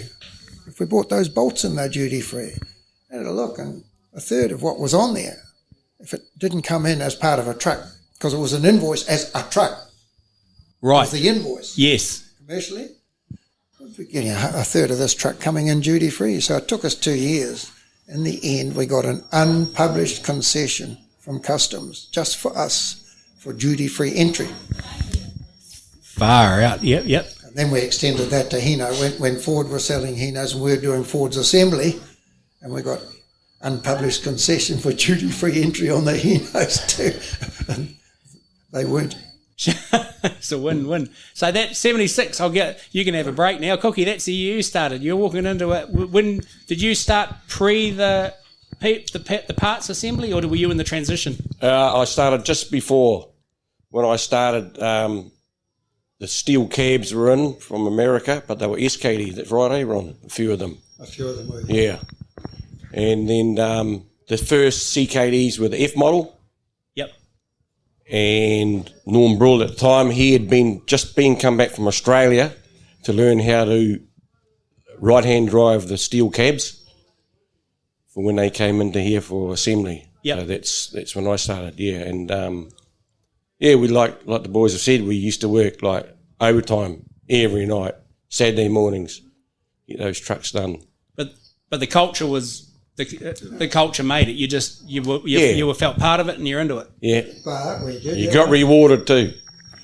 We had one patch there in a recession. I'm sure you remember. We had to cut the overtime out. Yeah. For 3 or 4 months.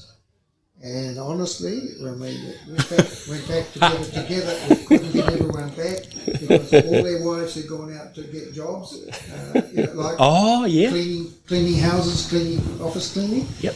And they left someone at home babysitting. It took a long time to get it. Everyone wanted to come back, but that was what the times were like. You should have said, "Bring the kids. We'll give them a socket set. They can start putting stuff together." So, What was your first job, Cookie? What did you get in ads? I started my apprenticeship at a shop in Palmerston North called Cliff's was an auto electrician. Yep. I did 6 years then. And then Stuart McKeag rang me up. He said, I heard you're looking for a job. I said, yeah, I'm thinking about moving on. He says, come up and see me. So I went up there on a Saturday morning because the electrician they had, he was going to Australia to live. So they needed somebody pretty quick. So I go out there, see Stu on a Saturday morning and walk into the old Malden Street shed there, which is still the same shed. And look for Stu, and out from under a truck on the creepers, Stu with a bit of a beard and a fag hanging out and no overalls, and very quietly spoken guy, and says, showed me around and says, when can you start? Didn't ask if I had any qualifications or anything, you know. And I said, oh, geez, I'll have to give me boss some notice. And he says, oh, here, get his order book out, order books in those days, writes out the order, here, take this back, give him an order for 2 weeks and come straight away. So that's exactly what happened. And go awesome. Back at the night time as well, you know. I think I earned more working here in those first few weeks at night time than I did at Cliffs in the daytime, so she was bloody good. Yeah. So when did you appear on the horizon, Mr. Selby? Were you lurking on the scene anywhere about now or in history, or when did you turn up? I'm much younger than those guys. 1981, I was driving trucks, and I was in Fielding having a beer one afternoon, and there happened to be a said Mr. Clausen there who I knew through my driving days. And he said to me, we're looking for a salesman at the moment. And he said, any one of you guys could do the job. And I'd not thought too much about it, but I thought, oh, well, maybe I could. So I went home and talked to my wife, and she said, yeah, why don't you give it a go? So I rang Danny up I think it was on a Saturday. On a Sunday morning, I rang him about 6:30, normal start for a truckie. And he was still in bed asleep because he was a salesman. Anyway,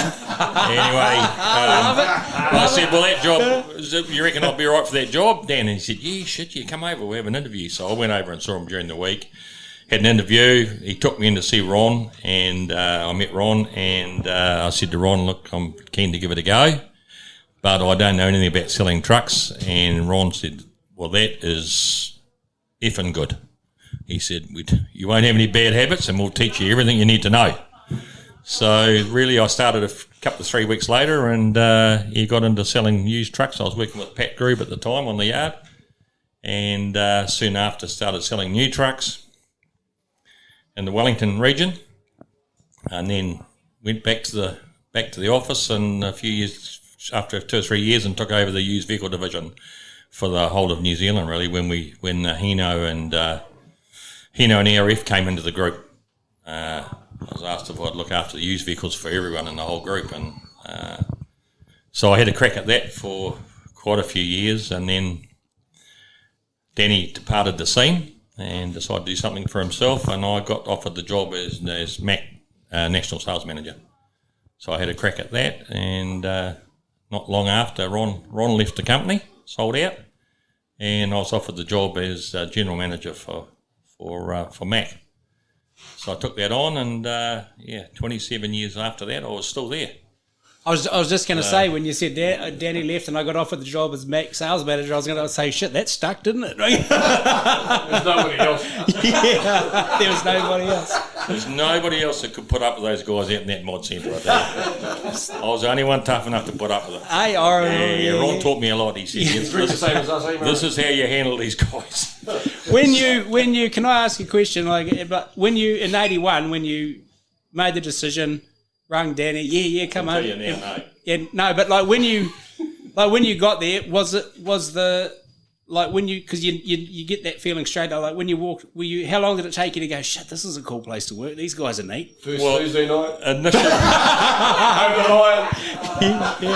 Initially, the camaraderie was just, I'd never worked anywhere like it before. Well, it was the only place I'd worked with that number of staff. Yeah. And the camaraderie was just, I'd never experienced it. It was absolutely incredible. But I have to tell you had to earn your stripes. Yep. Stuart McKeag never made anything very easy for anyone. But you had to earn your stripes, and I just thought this is incredible. I just loved it. And I started, I'll be perfectly honest, before I started, I knew what a Mack truck was, but I didn't really have a passion for Mack. Yeah. But it didn't take long, and when you saw what was being done, what took me was the after-service network we had in these Pat O'Connors and the Rick Woods and those guys, and the guys in the mod centre that had, or the assembly plant that had for the customers, and the relationship between the customers, the assembly plant, and the service division, which was all MTD. Yeah. Like, we all knew every customer, we all knew how important it was to them, and we all knew what it was about, and everyone worked for each other. Yeah. And I'd never seen that before. Yeah. And it just grew, didn't it? Yeah. And I knew every Mack customer, I knew where the truck had gone back in those early days before the Mack 1000, and then we had the Mack 1000. I was heavily involved in organising or helping Ron and the team in that event that weekend, and that just sealed me for life, really, and things just grew. I never ever thought that I would head up the brand in New Zealand, and I've had so many good years and met so many people all over the world involved with Mack, and you still do now.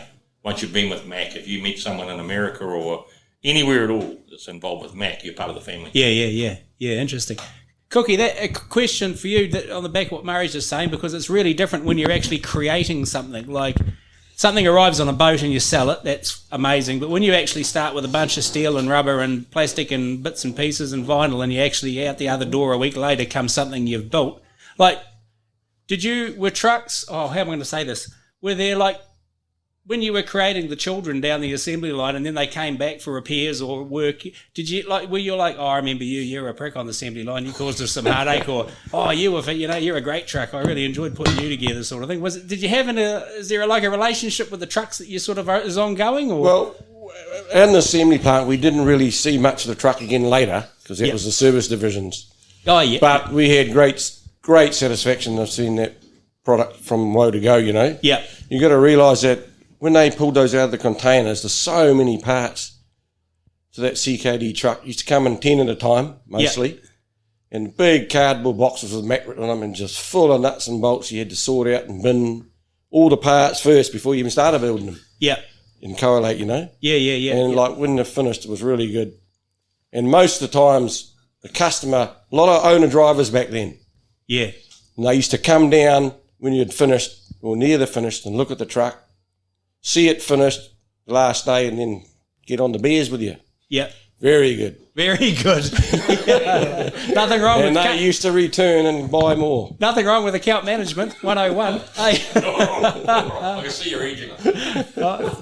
Thursdays were the chosen day for delivering a new truck. Pick it up on Thursday.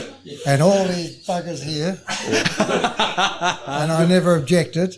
Yeah. But I used to hide in the background, ran a relay over at the bar. Yeah.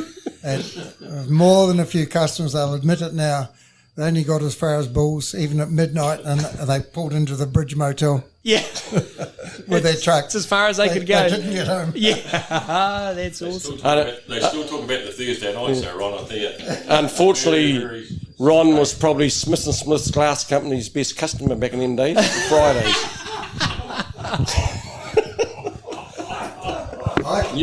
Oh, there we go. Yeah, it's all right. This is what we're after. I can remember one night where, it was the same every bloody Thursday. Big group, big table. And when the beer was getting a bit low, I'd give Stu or someone a nod. They'd go and get a few more jugs. And this went on half the night. One night, and you know all about this. What? Your bloody mate from Rongatia, John, what's his name? And I went out for a piss. And I was standing there up at the wall. John Masters. Yeah. And the next minute, one on each side picked me up. Carried him back into the Lion Tavern. And you bastard, everyone else is bloody shouted around and you haven't. You're a miserable prick. All the bloody non-receipts are going to turn up on my desk in the morning anyway. Mr. Clausen, I've got a question for you, if you would like to grab a microphone. So were you selling in the transition between the semi-built up trucks and then the fully parts trucks? Did you sell through that transition, or? Well, I was working down at Jollier Mills, as a salesman down there, and that's how I actually. Someone from Ron sent somebody to see me, and all of a sudden I was working with Ron. But just like that. Yeah, but yeah, pretty much.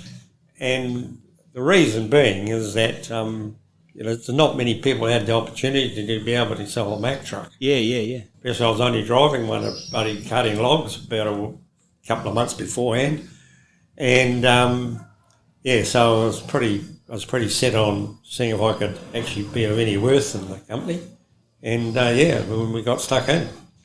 Excellent. And so So what was the question? So when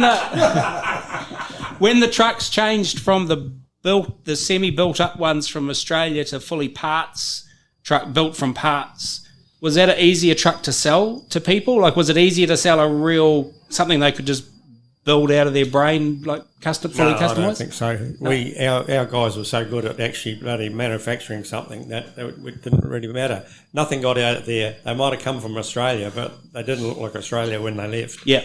Yeah. Yep. No, I see a guy down here with a fucking hat on, a flipping hat, I should say. I think he must have come from Australia. Come back from Australia. You jumbo, eh? Yeah.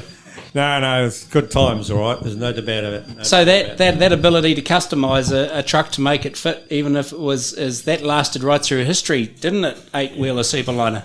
Yeah.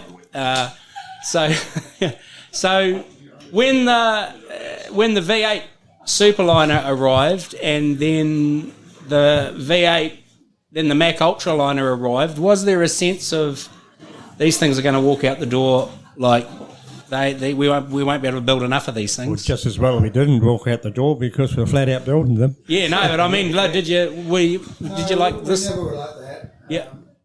I can't recollect ever get someone knocking on the door, walking in and say, I want one. Right. Because for a start, you couldn't get one. Yeah. Sitting on the showroom floor anyway. Yeah. But we got plenty of deals like that, but they were repeats. Yeah. So it just flowed. We were all putting the work in, and the results came, first of all with an inquiry, then an order, and then spec out the truck exactly to what they wanted, then build it. It was just a flow through. So how did you break into the off-highway scene, into the really big gear and Kaingaroa? Like, how did that happen? Same customers that bought road trucks. Right. Yep. So it wasn't a matter of breaking in. Mack made the bloody things, including the fire engine. So yep. We were alert to a sale. Yeah, the fire engines were an interesting thing. The F-Series Macks at the airport, they were pretty cool. I remember going on a school trip and thinking...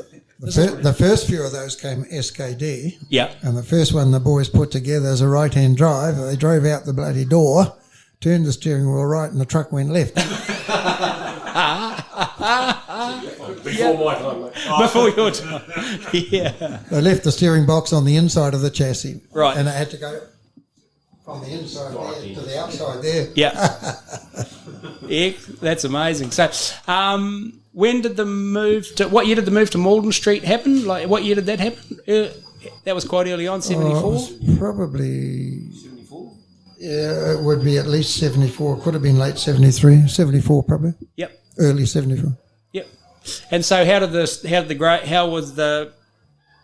did the company grow quicker than you'd expected, or was everything planned, or was based on as you could get product, or were you amazed at the speed of the growth? I get asked that question a number of times, and on the way through, and also with our existing business, and don't have expectations. That's interesting. Just don't have them. Yep. And you know what you want to do. You're pretty single-minded about it. You think you know. Time will tell how best to do it, what you should do. Get your arse in the gear and do it. And then every once in a while something crops up and you look back and think, yeah, that's been good. We've made a lot of progress. Yep. But you look forward and you set goals and they become artificial if circumstances go against you, and then you're not true to form. Yeah, excellent. Good. That's some pretty sage advice in there. So you won awards from Mack Trucks for the quality of the assembly, like dealership of the world dealership, or like for the quality of the trucks you were... Not the way they do it now. Bloody awards left, right and centre, right down to dealer level. But yeah, we were... Distributor of the year. We were... Murray and I went over with you. Sorry? when you got your jacket, Ron. Yeah, I know. I'm just trying to think what it was called. But International Dealer of the Year it was. That's right. Yeah.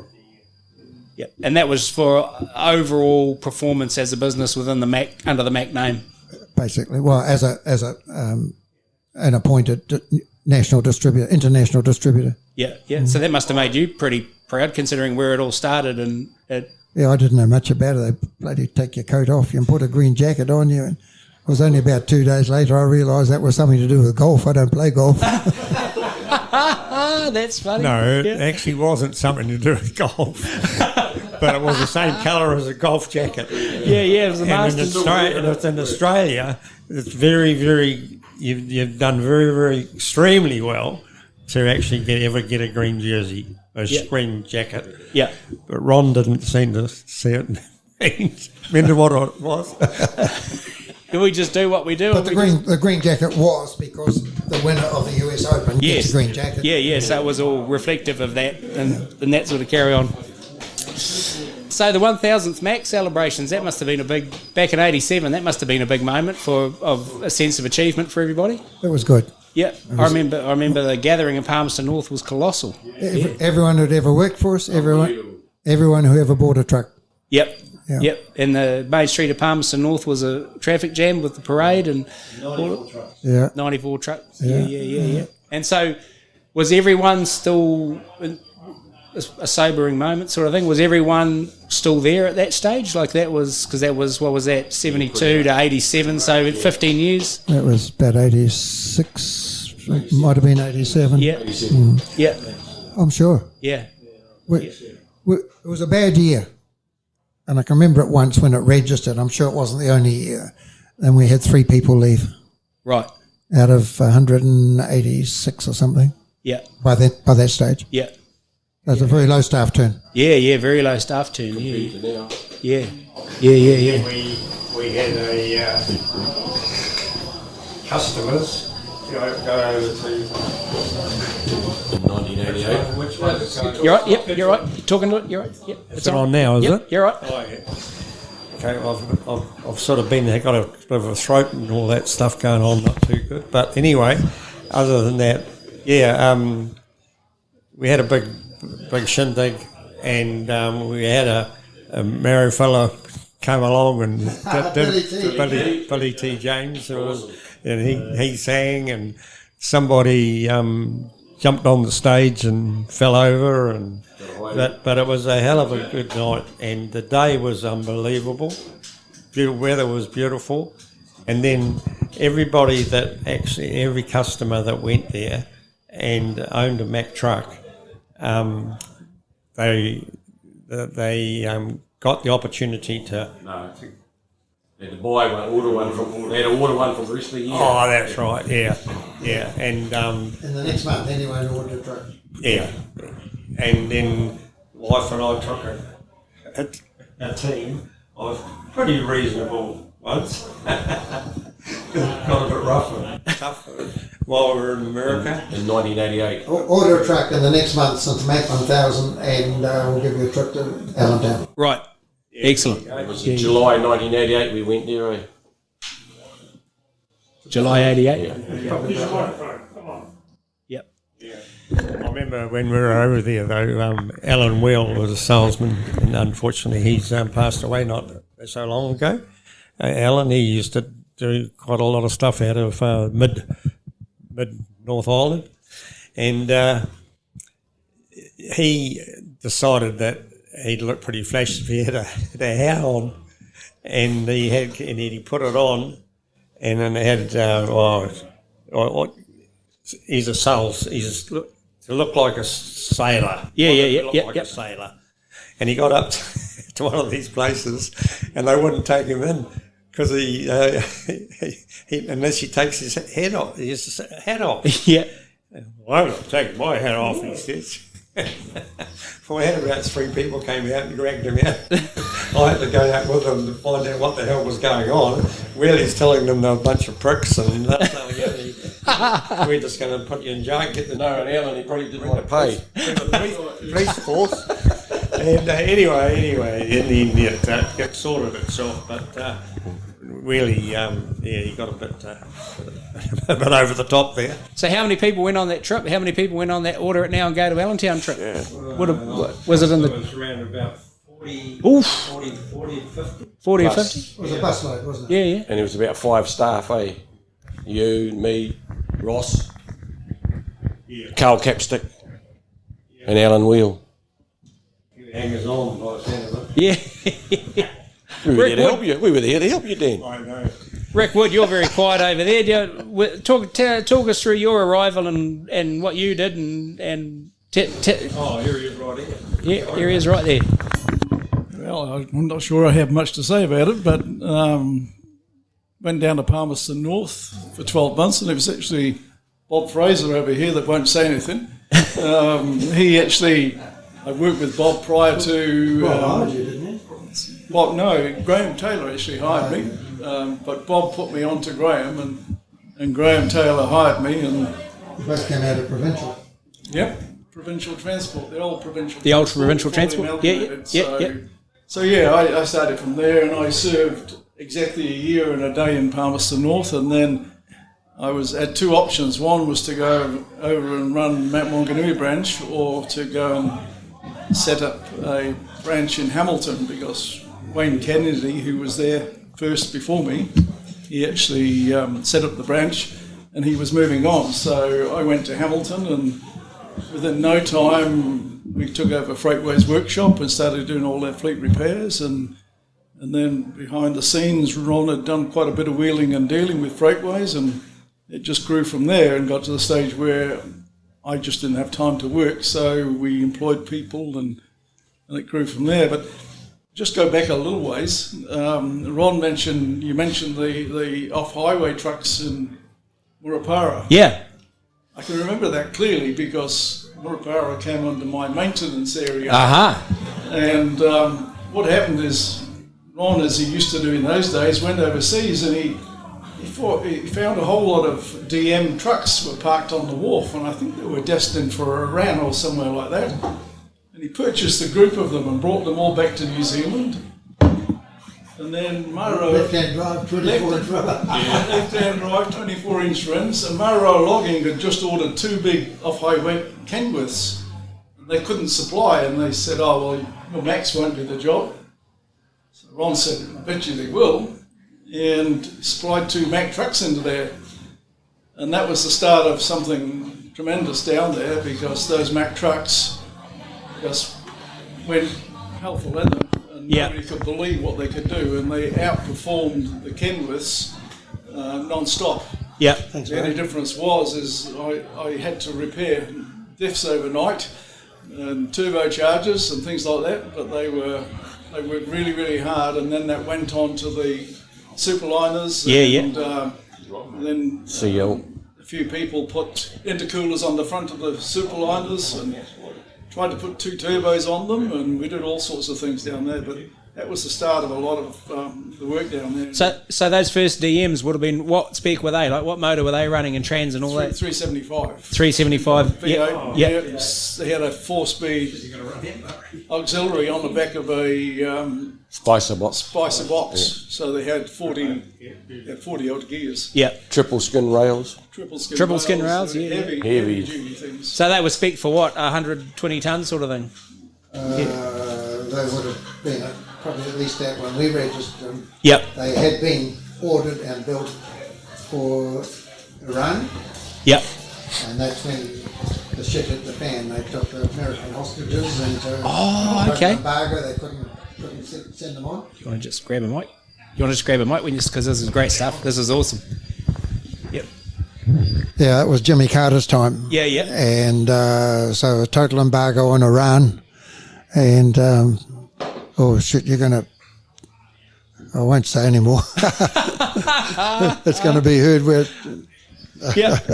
about Iran. Yeah. So one of the things I can remember clearly in the early days, there was rumours going around that Ron sold Mack number 1 about 3 times, and everybody believed they had number 1 Mack.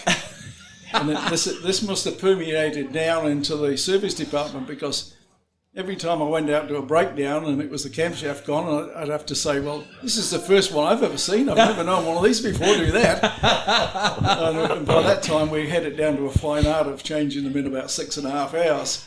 And turbochargers were the same. I've never seen this before. And that went on for a long time. So should have been a salesman. Yeah, that first thing was a great thing. It did as I thought it could. But people knew they broke down. They weren't bothered about that. But they also knew they'd fix it straight away. Yeah. One fleet I can remember, which was Regal Haulage back in the early days, was Taufuri Contractors. And Rob McCarty knew they broke down. He said to me the first time they went there, he said, I know these break down. He said, but I heard you guys can fix them quickly. Rob McCarty worked through the night with me on changing the camshaft, and then we both fell asleep in his kitchen after some dinner. And that built relationships that went on and on and on, and still strong now. Yeah, absolutely. Yeah. I remember Trevor Masters telling me years ago saying, don't believe anyone that ever tells you they miss a gear, but that they never miss a gear, because they're talking shit. Everyone misses gear. What I'm interested in is what happens after that. How do you recover it? Yeah. And then it's the same with the trucks, isn't it? Exactly all mechanical devices break down. When it breaks down, the clock's ticking until you get it going again. And to add to what Rick just said, the beauty of our situation was CKD, we had heaps of trucks in stock. Yes. Parts were just taking everybody on the road. You do not have a part. Yes. Yeah. So, Cookie, when the off-highway unit started to come, like the off-highway gear that got bigger and bigger started to filter through the line, how did that affect your side of the operation? Like, did it affect the line much in terms of space and dimensions or anything? Because they got bigger and bigger and bigger, didn't they? Just carried on the same. The same? Yeah. The shed was always the same height. Yeah. No, it didn't slow us up at all. The only reason I ask is you think about the footprint of a 237R model in a factory floor compared to an off-highway superliner going it's almost twice the footprint, isn't it, really? Yeah. You know, we coped. Yeah. Had our own paint shop then, of course, which helped. Yeah. Everything's painted on site and straight out to be put together. On went the orange. Yeah. Excellent. So, Ron, what was the process in the early days? Just talk to me about when a new model was on the horizon. So let's go right back to the start. 3 FRs, a few FRs, and then all of a sudden the R model's looming. So how did you develop that process of a new model's coming on stream and sort of morphing that into the factory and sort of getting it up and running? I don't know. I'm just asking from the point of view of... Well, it was just an evolutionary thing. There was no go to there, stop and start again with something new, because it was CKD. Yeah. And all of the cab overs and the R models used exactly the same chassis frame, the same rails. Yep. So we could, when we buy an order for 10 vehicles, even though it was all 10 million parts, we would get be minimum quantity of 10 of each, be 10 trucks, even if it was millions of parts. Yeah. If we wanted to, depending on customer demand, the last order was cab overs. This order's R models. Yeah. I mean, the R model, one of the R models by chassis number was built as a cab over or vice versa. So it just sort of flowed on an evolutionary basis. And, model change slowly comes. We're on a lead time of 3 or 4 months from when you ordered your material. Yep. So you'd manage your ordering, and the F model cabs would be used up by the time the ultraliners or the cruise liners were different. They were Mack Western, but Yep. It was just evolution. Mack Cruise Liner got to be the most charismatic cab over truck ever produced, doesn't it? Like there's something, a cruise liner's got something that no other truck's got, hasn't it? Mm. Yeah. Interesting. Did you have to make the door bigger when the cruise liners arrived to get it? Because that's a huge shed, isn't it? They're a big shed. Interesting. Rick Wood, question for you. In your service, in your travels in the service world, and I'm not talking about a neglected truck. I'm talking because I'm not going to go there. But in your travels in the service world, what can you recall the most hard worked truck that you ever saw? So, not necessarily a neglected truck, but a truck that had just been absolutely worked to within an inch of what it was capable of doing? There's an interesting question. No, I think for a highway truck, Regal Haulage had to certainly do an awful lot with them. They certainly got 99.9% out of them. Yeah. And it was very, they kept on with the service, but they kept them going. And they were going 24 hours a day and worked very hard. For an off-highway truck, I'd have to say those DMs, they went far beyond what they were ever designed for. And the issue there was they were working in frost and ice. Yeah. And every time the wheels spun, and they used to have around about 150 tonne all up, and when the back wheels skidded, it would grip and it popped the bolts off the differential because the surge of power was that great. Yeah.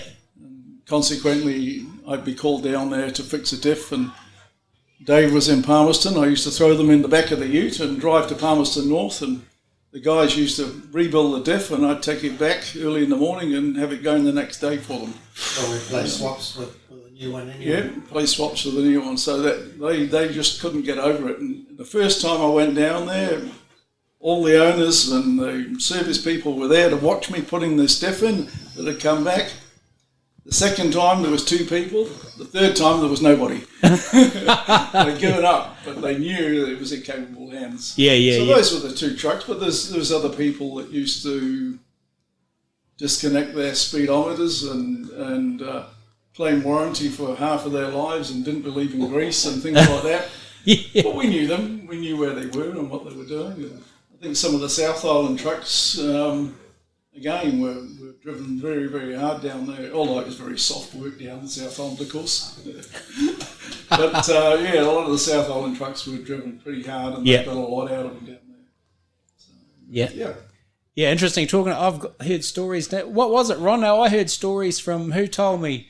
Was it John Hooper? Did you have a Morris 1100 car or some tiny wee car that you actually up the load rating capacity of that car? Like it could cart things like Mack diffs. That little car did 183,000 miles. Miles, just over 300,000 K, I think it was. So what was it? Was it a Morris 11? Yeah. With a thermometer speedo. Did it have a ribbon? No. What was it? Was it a Murray Thau or a Morris? 1100. 1100. Yeah. With a hydroelastic suspension. Fantastic. And I had a spare engine. For the car? Yeah, because it would only do 50,000 K before it needed doing up. So we played swaps so it could stay on the road. So did you have to do the Murray engine up? Stewie McKeag, when I started, had a 1300 Murray. Yeah. Because being Harmony Arm Motors, X-Man, they were the agents for them. Yeah. I think that's why they had them. Yeah. Man, I seen that Morris 1300 do some wicked things. Go on, give us an example. Man, he used to drive it up the curbs and over the gutters. And I don't think we should start talking about company cars. Why, Dan? Did you crash one? I can remember it. I can remember a day when Danny Clausen fitted But Stewie had a new Bluebird that lasted 7 days. Really? Yeah. What happened to it? Puffer, T-boned. A new Bluebird. That would have been a weapon back in the day. I can't remember that. Stuart McGee had a T-bone. Yeah. And Danny, Michael question was for about, Danny. was about 8, and he got out and he was going to flatten the driver in the other car. He was only about 8. You bastard, I'll flatten you. That was Church Street, Rohini Street, I think. About the one that I shouldn't talk about. Well, I'll talk about. But can I talk about Graham Taylor? Out of Peterson's. Yeah. Hey, you want to get a microphone, Danny? This could be good. This could be interesting. When Graham Taylor was looking after, what was he doing then? He was still Out of Hans Peterson's. Yeah, don't muck the story up, Dan. Well, anyway, they ended up quite a big night because hard work there. Ron used to stress everyone out, so have a few beers.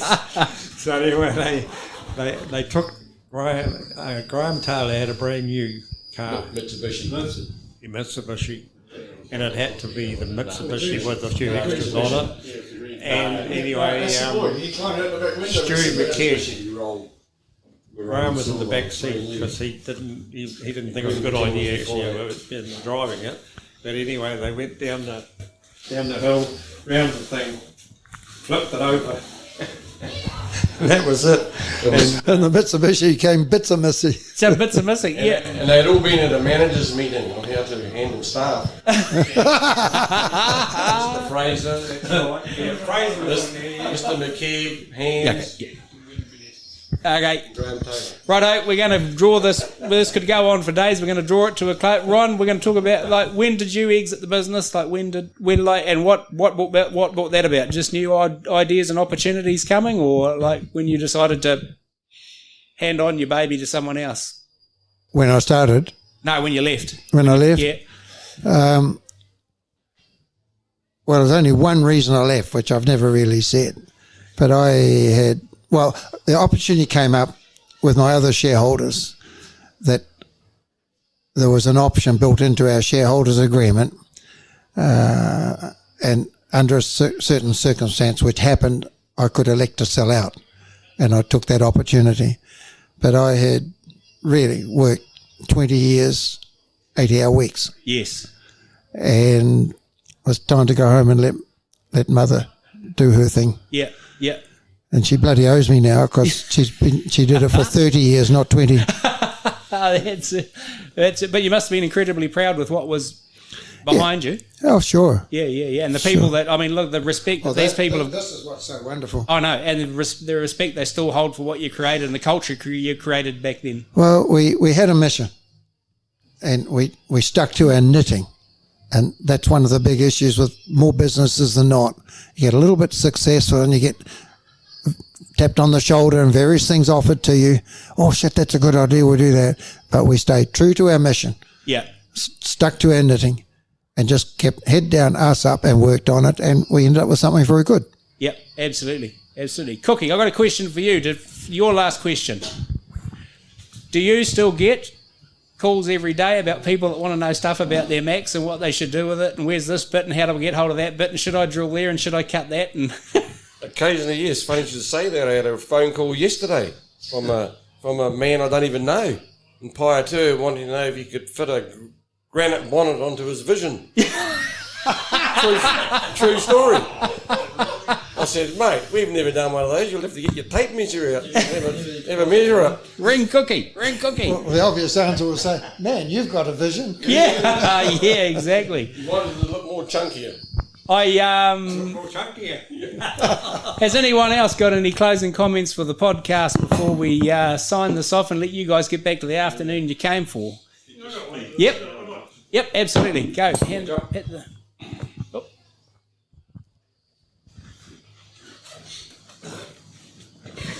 I remember, I can't remember what the year was, that the government of the day called a national strike throughout the country. And I think motor truck distributors had 100% turnout of staff. Wow. So what does that say? What does that say? Yeah. Remember that, Ron? You put a couple of boxes of beer. I recollect it, and I don't have a lot of detail left in my head. I'll always remember that. Yeah. We used to work on holidays, Yep. Vans up there was midweek or whatever, we'd work it. Yep. Yeah, it's coming back to me now, and we left the doors closed all day, so we didn't invite trouble from the street. Yeah. Excellent. My old man called me, this is going to do with my old man called me a scab for working. And I said, that's funny, you've just left the Rongatea Tavern. Who served you? And he shut up. Yeah. And he shut up. Yeah. I'll bet. Yeah, Pat O'Connor. We were talking just before, and this is really brief, about backup and support. And I had done my time with Goffs on Caterpillar, and I thought they were pretty good at giving support. But joining the small crew that I did at MTD, I can never forget that Ron drummed into us repeatedly that every breakdown, but particularly every crash, was an opportunity to impress a customer and the industry. I don't know if you remember that, Ron, but that was the ethos that we operated under, was that this, as bad as it was, this was a chance to really impress owners and others in the industry that were watching on how fast we could get those vehicles back on the road. Well, that brings to mind, which goes back to one of your earlier questions, Dave. Peter Walling had 2 or 3 of his F models. In the middle of winter, one night on one of the Forest Products off-roads, going around the corner with another truck the other way, and was one of the plastic cabs, and went straight through the plastic cab and took it out literally down the middle line. The whole one side was taken out on the driver's side. And one of the real lessons out of that got picked up and carried around the industry was, if that had been a steel cab, the driver would have been a little bit like a lump of mincemeat, because the steel would have come straight in and held him in place. Yep. But anyway, that was very early in our piece, probably could have even been 72, would have been 72. And Stu went up there, we sent Stu up there, and the truck was drivable, it just had half the cab missing. Yeah, okay. And he drove it home. I met him, Christ knows what time, 4 o'clock in the morning or something in Hunter. Drove it home to where? Yeah, to Palmerston. From in Kinleith. Okay. And I met him in Hunterville. When I say it was several of us. Someone took him up there and whatnot. And he couldn't move. We had to lift him out of the cab. He was frozen solid but still driving. He really was. Yeah. No exaggeration. Yeah. And, knew make a truck, knew everything, and right through the bush. Every bush gang, every bloody truck driver said, well, that's the last you'll see of that bloody thing for 6 months. So we got a brand new cab off assembly. Yep. Painted it, put it on. Relatively minor work on the mechanicals and the frame and the connections. And from memory, 7 days, but certainly inside a fortnight, I can't remember exactly, the truck was back. And then we made new moulds at the fiberglass factory at Bunnythorpe, and repaired that old cab and went on his next new truck. Oh, is that right? That cab went on his next new truck. And I'll tell you what, that was the makings of Mack's reputation for service. Yeah, I was just going that to say. single incident. Because there have been a lot of eyes on you in that incident. Every eye, not only in the logging industry, all over. Yeah. What a great story. Yeah. Awesome. Well, look, as much as I want to sit here for about the next 6 months, I've had 3 people look in the window at me and give me the throat can't wind it up, because these guys have got a party to go to. From my perspective, I can't thank you enough, and what a thrill it is to... Oh, Vern? No, just listen. For those who you're talking about... Give him a mic. Talking about Graham... Chuck Vern a mic. Graham Taylor, who was our... Graham Taylor was our service manager. He couldn't be here today because his health's not too good at all. My wife and Graham's wife keep in contact with one another. He's got bone cancer, and unfortunately they can't fix him. So, he's not very well. He had a heart attack a fortnight ago, and they didn't think he'd last the night. But he is still with us. But he's not very well at all, And he had how many years? 41 years with us at Mack, didn't he? Yeah. So it is sad, but Well, our thoughts and best wishes certainly go out to him, absolutely, and she could be here. Even my wife, and she's keeping a close contact with Graham's wife, and it is sad, but it's the way it is, unfortunately. So, what a fantastic and valuable gathering. Thank you all. It's a great thrill for me to have you guys all in a room and give me your time, and the listeners will this will be Christmas gold for them, and thank you so much for giving me an hour of your time on your special day. Thanks, Dave. Okay. Thank you very much. Thank you. Towards the end of the interview, you would have heard Vern Marshall talking about the absence and apology for Graham Taylor, long-serving service manager of over 40 years, and Vern was talking about Graham's current poor health that prevented him from attending, and sadly, since the interview, Graham has passed away, and our sincere condolences to the family. Wow, Dave, gold. Yeah, platinum, gold, all of the great treasured precious metals. I'll tell you what, it's an afternoon that will live long, and well, it will live in my memory until my memory ceases to function. Which Anna would say was last Tuesday.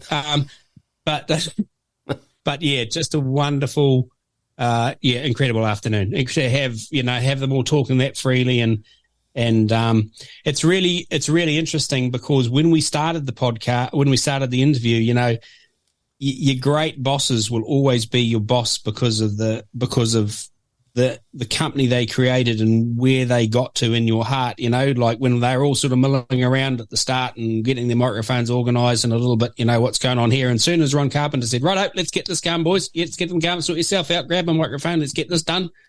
They just all went, yep, Ron, yep. And off it went. A leader will always be a leader, I guess, eh? A leader, mate, will always be a leader, yep.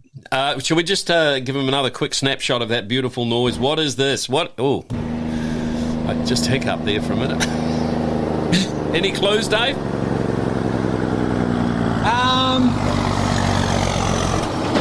Oh, listen. You won't need clues, mate. Mate, you won't need. I just know it's not a Toyota. It's not a Toyota, no. That's right.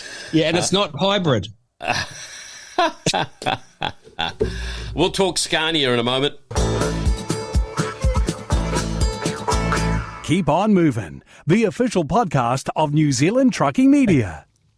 Trucking Radio 24/7 and the Keep On Moving podcast. You're with New Zealand Trucking Media. And I'm very lucky today because I'm at the Scania head office in Wiri in New Zealand, and I have got the new CEO for Scania New Zealand, Victor Carvalho, with me. And he's new to the country, and it's been a bit of a trial of fire since you arrived. You turned up, you went straight to Hampton Downs for a truck day, and then one of your little ones got sick and ended up in hospital. So it's all been a bit of a turmoil for you to get started, Victor.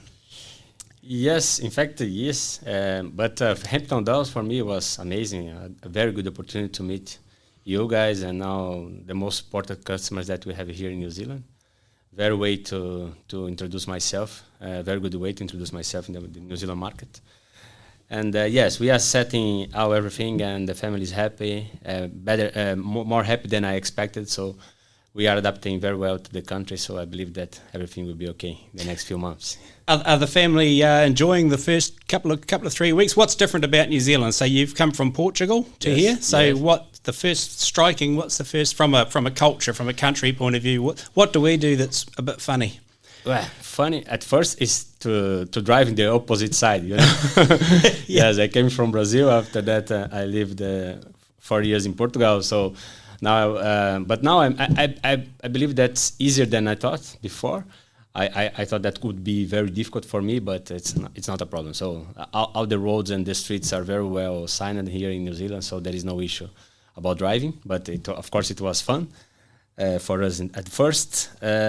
We are enjoying everything, I can say. The country is wonderful. It's very beautiful, a very good landscape. And yes, that's it. The only thing that's the weather, We are getting used with the weather. It's something that we need to get used because in Europe you have more stable seasons, and I know that here you can have 4 seasons in one day. So these are not completely different stuff for us. For example, yesterday was raining during the morning, but afternoon was really amazing. So depending on the day, you need to be prepared for everything. So yeah, that's the thing. And don't worry, we're getting used to that too, because it never used to be like it is now historically, and we all know the reason for that. Mm-hmm. Did you watch were you able to get here in time to watch the rugby, the World Cup final? Yes, now I'm learning about the rules, no? Yeah. Are we. Yeah. I'm a sports fan, I can say. So yeah. I love any kind of sport. So the rugby is some stuff that I will be there in some or a few months. I need some help from the people here in Scania New Zealand to teach me about everything that involves the game. But I really enjoyed some games that I had the opportunity to watch. Yeah. The final World Cup I didn't watch because I was running the Auckland Marathon. I was doing the 11 kilometers traverse across the bridge. That was wonderful as well. A very good experience for me. But I missed the game. So when I arrived in Victoria Park, it was just the big screen there, then the end of the game. But I heard and I could see some highlights. That was a very tough game. But I'm proud of All Blacks. I can say that I'm supporting All Blacks now, and I'm feeling proud to be here just in this very special moment. Fantastic. Long may that continue, I say as well. So that brings me to the next question. And so Matthias was into music and guitars, and he had a guitar, and he made everybody at Scania sing every Friday.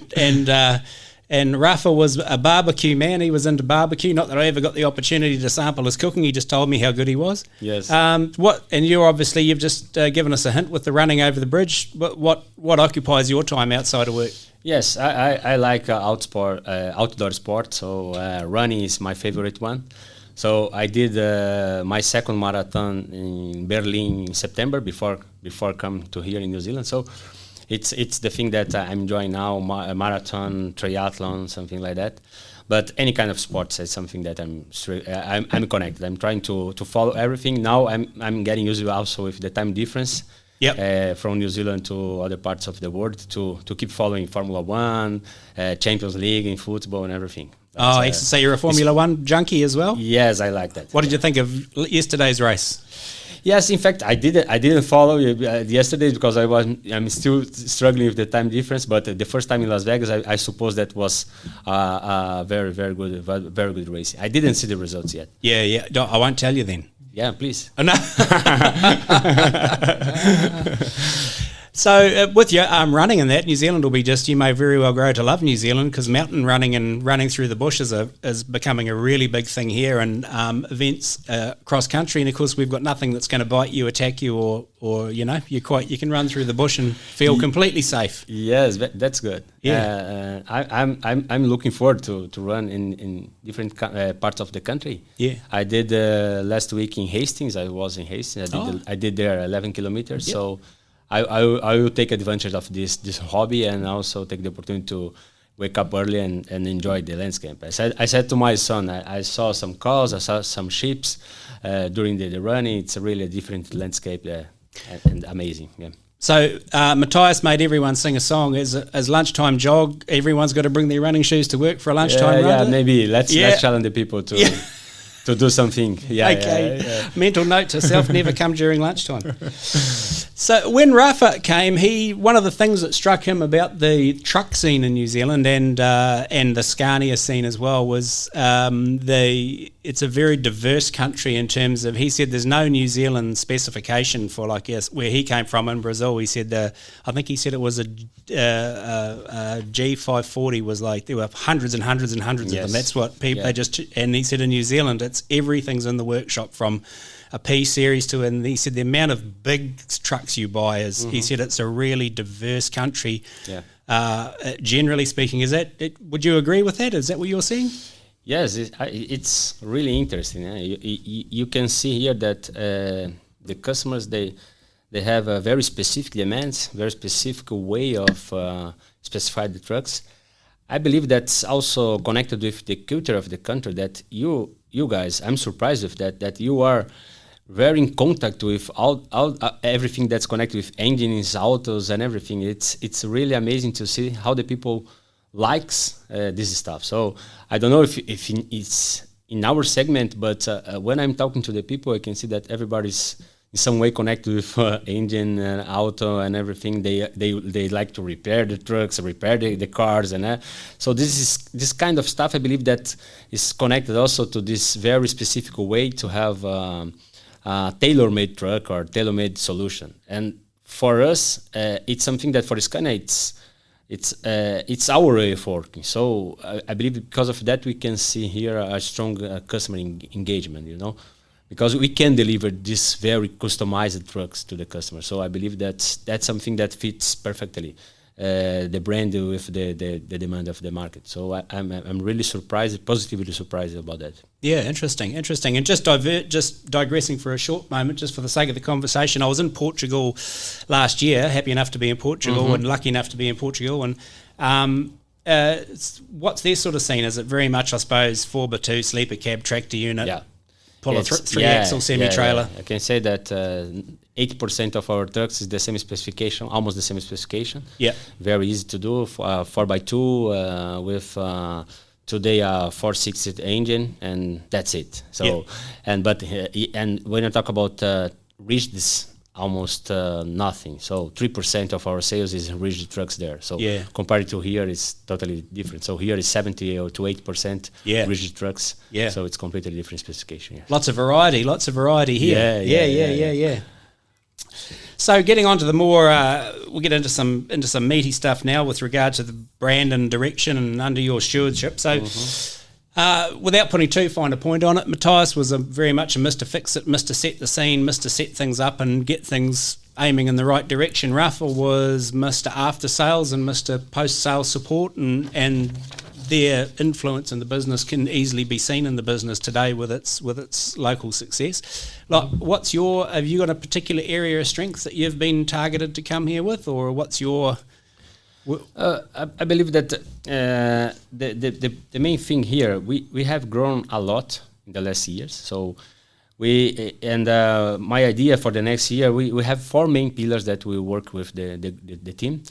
We based our market plan and business plans in these 4 main pillars that will help us to establish a good operation in New Zealand, also to keep growing, I can say faster than we did in the last year. So the first one is customer obsession. I believe that the only way to keep growing, to keep doing the things that we are doing here, we need to be very connected with the customers, very connected with the market, to understanding their needs and to improve more and more their experience with us, not only when they are buying a truck, but when they are servicing the truck. So we are investing a lot in the workshops and everything that we can talk about more about this later. But I believe that every action that we are taking here in the office or in every workshop needs to be connected with some customer demand, customer needs. So that's the first one. The second one is everything connected with the people. So we are working a lot to prepare a very good development plan for the people, leadership, and also our technicians, because we grew a lot, and we're talking about number of technicians as well. So we need to keep developing the people to deliver the right solutions to the market. Third one, process, operational excellence. This is something that now is crucial for us to have all the facilities that we have bought, that we have invested, the new facilities that will come.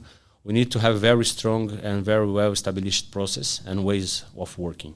And that will assure that we will deliver the right solutions and the right experience to the customers around the country, not have different kinds of support in different brands that we have. We need to standardize the way of supporting the customers everywhere in the country. And the last one is to use technology to support everything, digitalization, innovation, that everything that we is related to technology that can support us in a better way.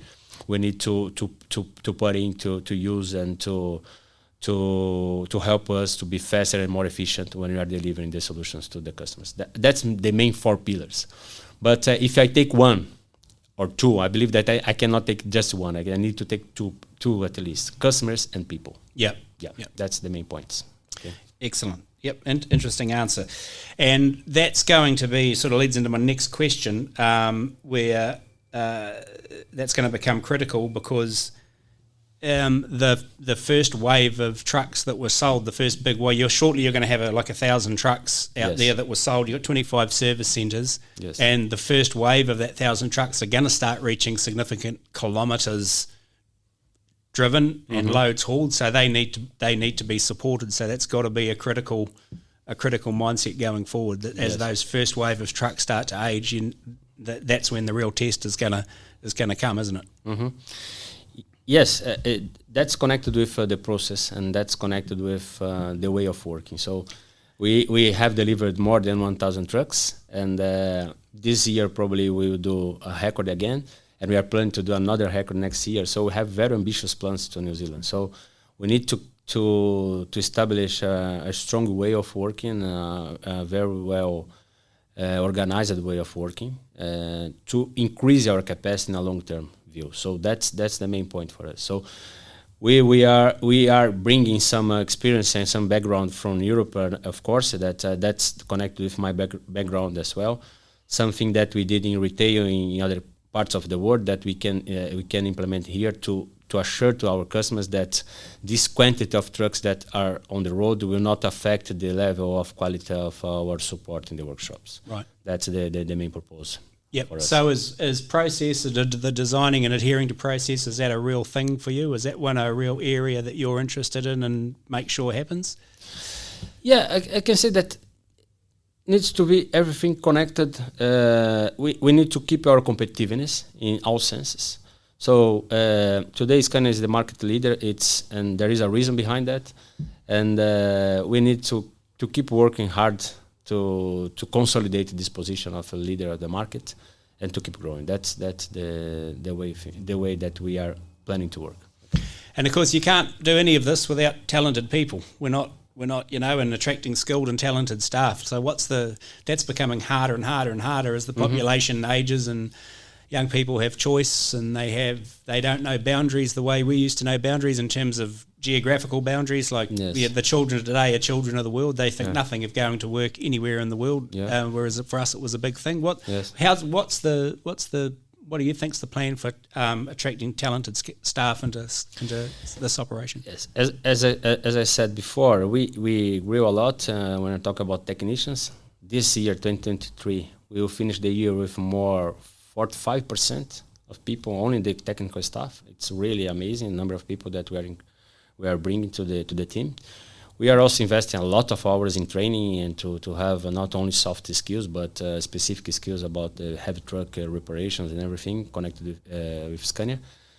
And again, when I said that our plan is connected with the people, if you talk to everyone here, there is a clear message that we need to retain the people that we are attracting, and to retain one of the main things for us is to keep developing them. It's not only about money or everything, but to keep developing the people, to bring to them more experience, more connection with the brand, and also to deliver to them a plan, a view of the future in the company. So when you see the plans that Scania has for New Zealand, we are ambitious. We want to keep growing, and I can say that in the next 5 years we will be almost the double that we are today. So according to our plan, so I believe that it's crucial to keep the people motivated, and one of our key plans is connected with that. So our people in culture department is working hard to deliver the right way of working with these young guys, people from different countries. We have a lot of people from different countries in our staff, so we need to work very close to them and invest a lot also in the leadership. So this is something that also for me it's crucial, and we have all of this stuff in our plan, and now it's time to execute. So that's the way that we want to work. So being a part of the global Scania family, like if I'm a young person and I'm looking at choices and I come to work here, are the international gateways open for me? I can, like if I do well and can I become, like yourself and end up working? Yeah. Is this a gateway into a global career? Yes. Scania is a global company, and there are a lot of opportunities around the world. So depends on the people. So that's thing that I was talking to my team 2 weeks ago about this. So we had a conference with the branch managers, and I was just talking about that. So if you want, it's something that you can have. So Scania today is a global company. We are growing with the group, the Traton group. We are growing in other countries. So. And the advantage that you have here in New Zealand that you speak English. So this is something that's very, very easy for the people to live and to live abroad and to get opportunities around the globe. So it's more about it's more about not about the opportunities that you have, because you have a lot. It's more about if the people wants to do that. Yeah. Interesting. Yeah, fascinating. Great opportunities for people, isn't it? So as well as having 1,000 trucks and the first wave of the trucks sold to look after, your tenure might be marked for another reason as well, is you may also be here when we see the first minor tipping point for the sale of alternative propulsion trucks, and it'll go from that sort of what you best say, dip your toe in the water or sample to actual consistent and regular sales of BEV trucks into the specific markets. How are you planned? Are you ready for that transition to take place? Well, we had made some changes in our organization this year, and one of that was to have this sales department and also a pre-sales department, and together with business transformation. So we have today sales department that's taking care more about the daily business and the current demand that we have, and we have our pre-sales department that's working strongly to get all these opportunities that are coming in the BEV trucks or any kind of alternatives that will come. The event that we did in Hampton Downs is one example, to bring customers, to show the solution to them, to make them have this experience of driving an electric truck, and this is part of the plan. And after Hampton Downs, I can say that we got a lot of new prospects that's coming, and the discussion now is becoming more stronger, and we are going more in details about the opportunities that we can have. But the people in pre-sales are working very connected with the market to find any kind of opportunity that you have in this sense.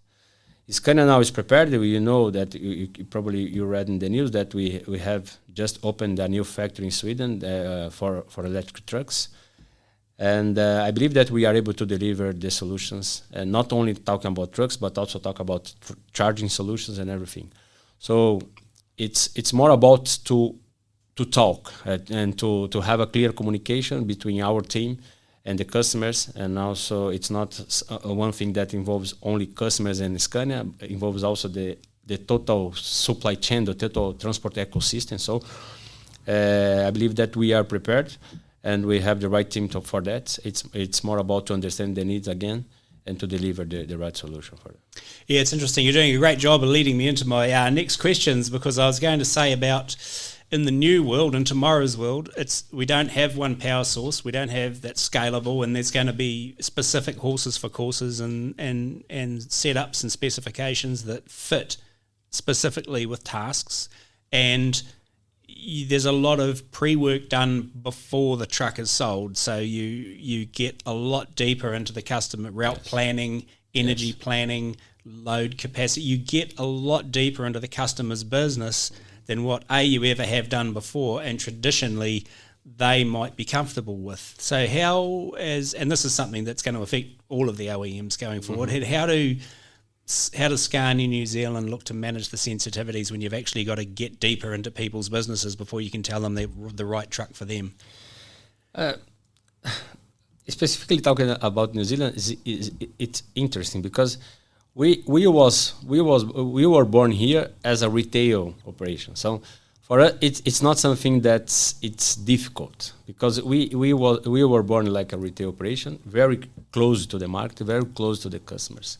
So our people, they are talking to the customers every day. So this is something that we cannot lose, considering that we are growing as an organization. That's the main message that we are having this room when we have the EMT meetings, is to keep close to the market, keep close to retail operation, because the transition will be natural. When we were talking before that here in New Zealand we have very high specified trucks with very customized way of do that. It's something that we have already this connection with the market. We are able to deliver this customized solution, let's say, and it's not only about truck.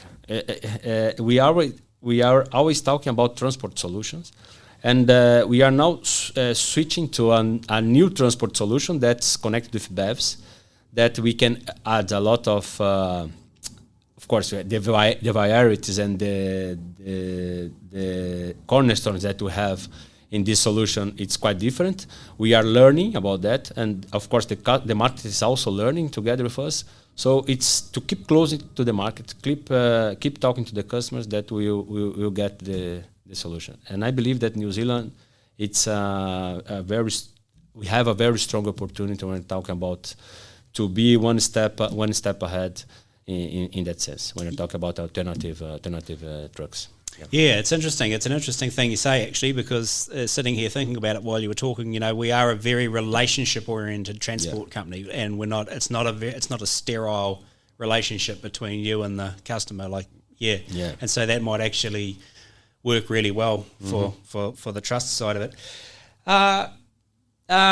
Rafa introduced the business transformation team while he was here, headed up by Rob Kovich. Is that work? How's that working? Has that been a great initiative? Has that worked really well for you? Or Yes, it is.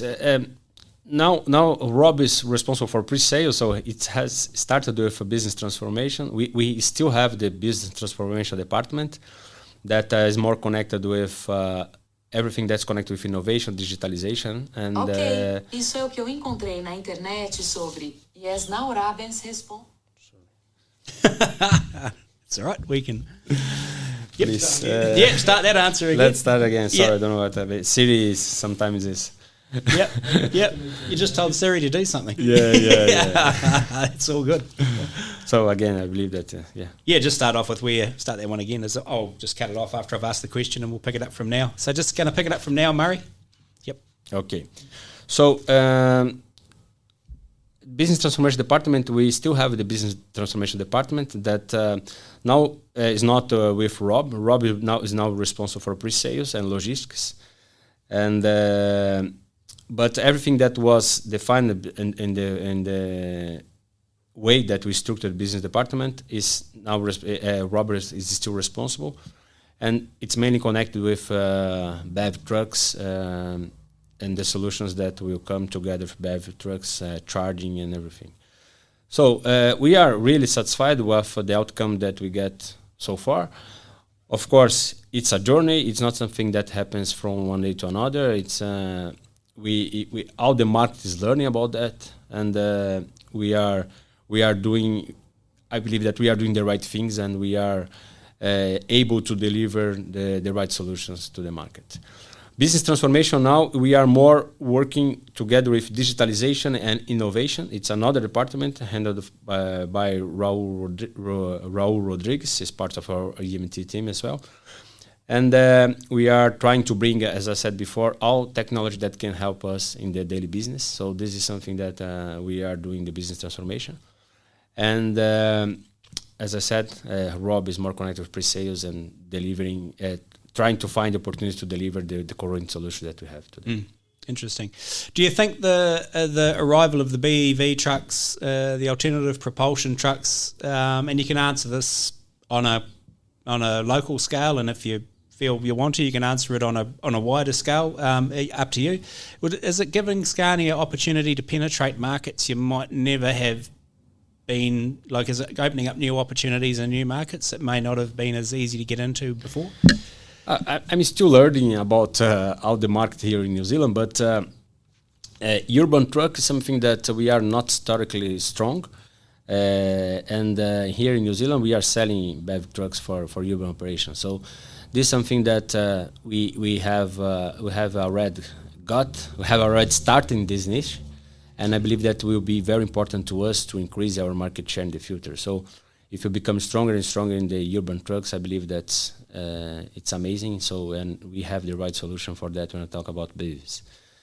And of course, long term with our regional BEV, that's something that will come. We will be able to achieve new markets and new segments as well. So this is part of our journey. Last week, our sales director was in Sweden with a customer that now is looking for a regional BEV. So we are working to see the opportunities and the new niches that we can deliver the BEV solutions. Interesting. Just moving on to the local regulator type scene, and so you've come from Portugal. That's a country that's about half our size with twice as many people. Yeah. And you're here, and admittedly you haven't been here for long, so we're not expecting you to have all the answers, but where do you think the countries sit in relation to each other with regard to preparedness for tomorrow's alternative propulsion vehicles? And I realise there's no country that has this sorted yet, but do you feel in your heart, do you feel they're a little bit further ahead in about where they need to be, or are we? I'm really surprised about New Zealand, because here, when you're talking about population and size of the country, something that for me before when I was studying about New Zealand to understand how the things that I would meet here, and I'm really surprised because here I can say we are in an island, and of course because we are in an island we are trying to be how the transport system is connected with New Zealand. I can say that the things that are arriving in the port, of course, the things that we are exporting, but everything is connected to New Zealand. It's quite different when you're talking about Portugal, because Portugal is a country that's strongly connected with Europe and the rest of Europe. So they are very dependent of the economic and the transport and everything that happens in France, England, and Germany, Italy. They suffer this impact. Let's say.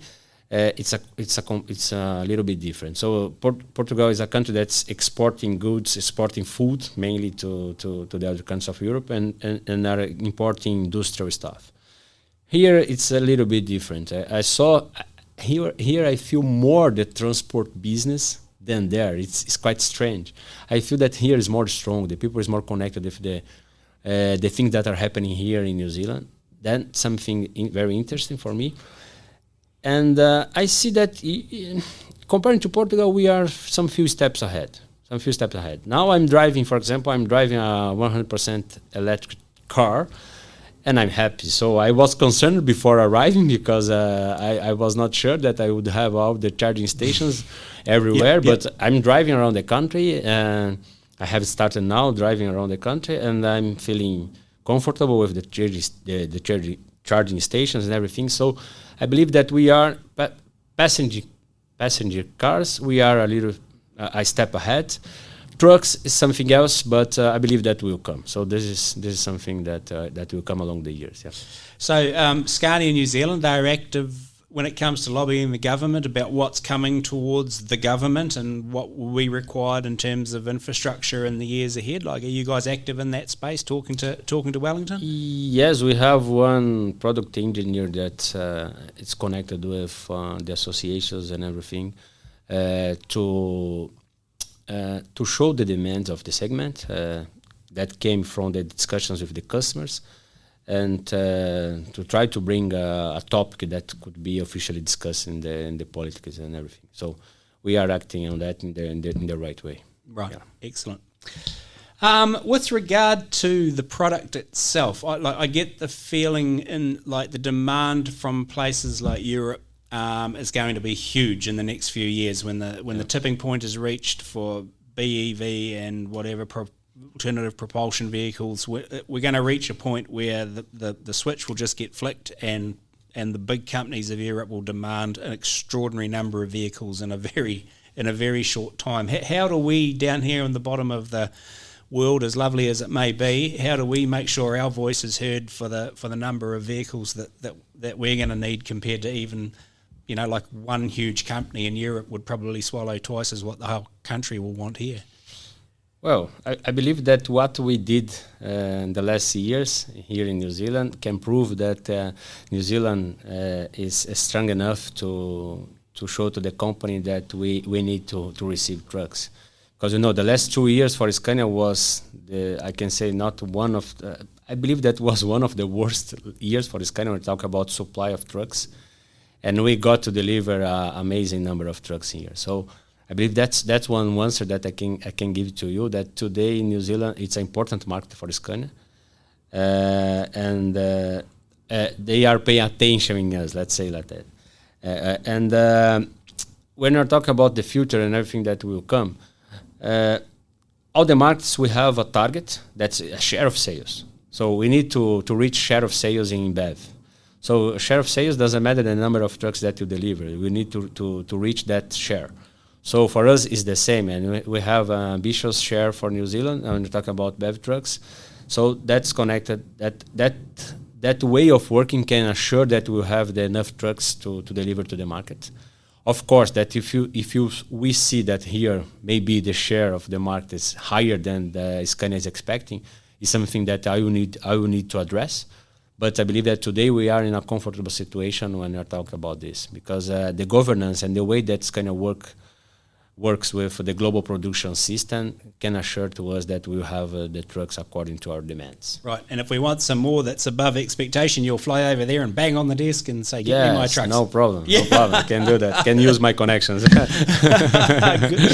Just so, and be brutally honest here, because I got some strong opinions on this in terms of, as a country, like, and again, our size in the world, you know, we swing a big bat for the size of the country that we are. When you think about, look out the window and see what we get, and you know, but are we going to have to face a reality as a country moving forward that some of our individual think the way we like things, we might have to rethink it from our end as well, like is to make it a little bit easier for the OEMs to give us trucks, because a lot of our trucks are quite New Zealand specific type trucks, and they're easy to make when it's an internal combustion engine.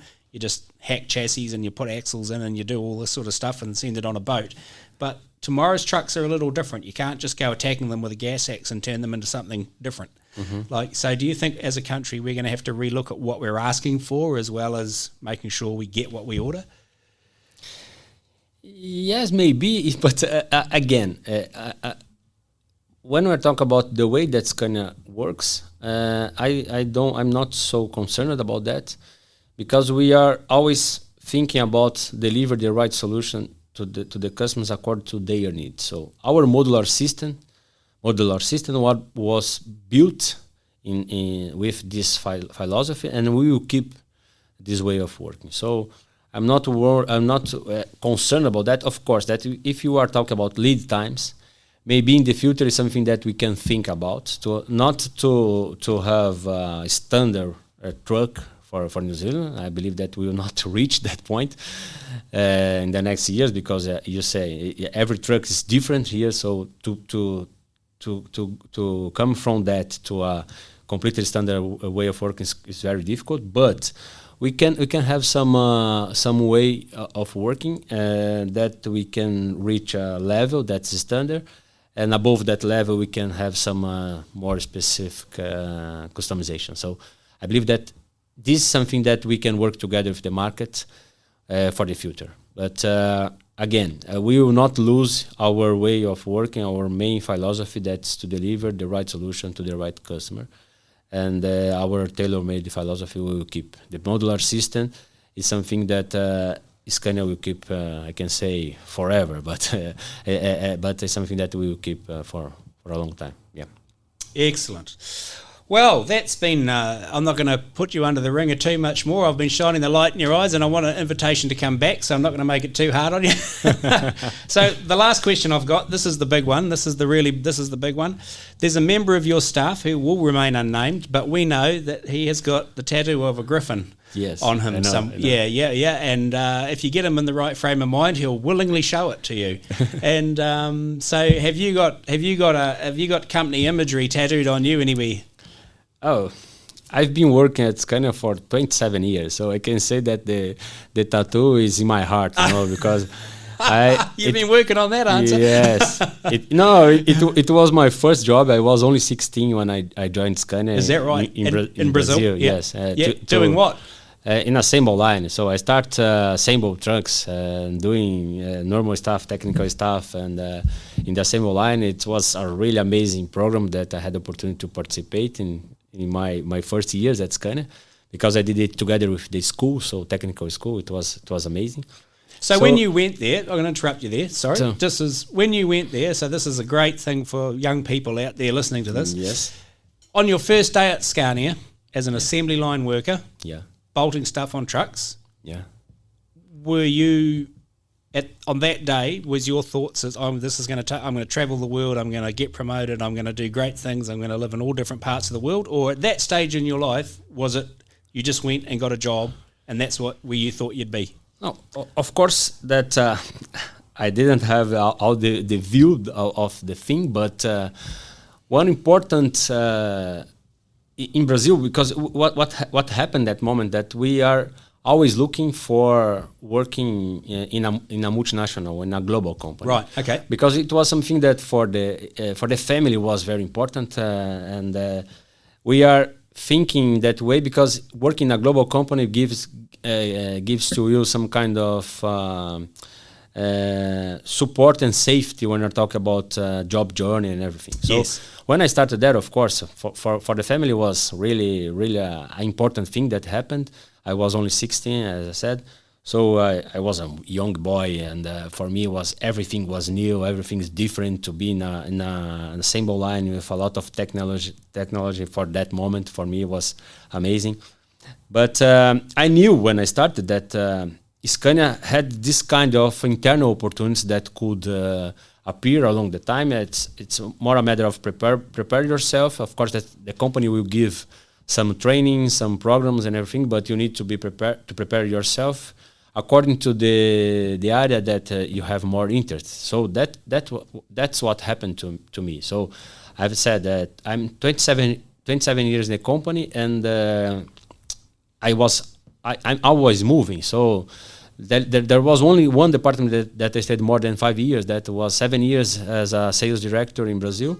But before that, I was only 3 to 4 years moving inside the company. So from a guy that started in production until sales director in the commercial operation in Brazil, and now and after that I had the opportunity to go to Sweden for 1 year, 4 years in Portugal, and now I'm here in New Zealand. So when I left Brazil first time, and that was the moment that definitely changed my life in the company, because after that I can move to everywhere, I say. And I'm saying that I'm lucky. So far I'm lucky because I moved to Portugal. That's a wonderful country, and now in New Zealand. So it will be hard to define the next destiny. But I'm not thinking about that. I want to stay here for a long time, let's say. But I guess the message is for young people: if you dream it, you can do it. Of course you can. Yeah, that's something that you just need to look for the next step. And to work for that, to keep motivated and disciplined, I believe that you get. So this is part of the journey, and it's really realizable. So you can do that. And don't be frightened. Take the next step. Yes, of course. Excellent. Take some risk.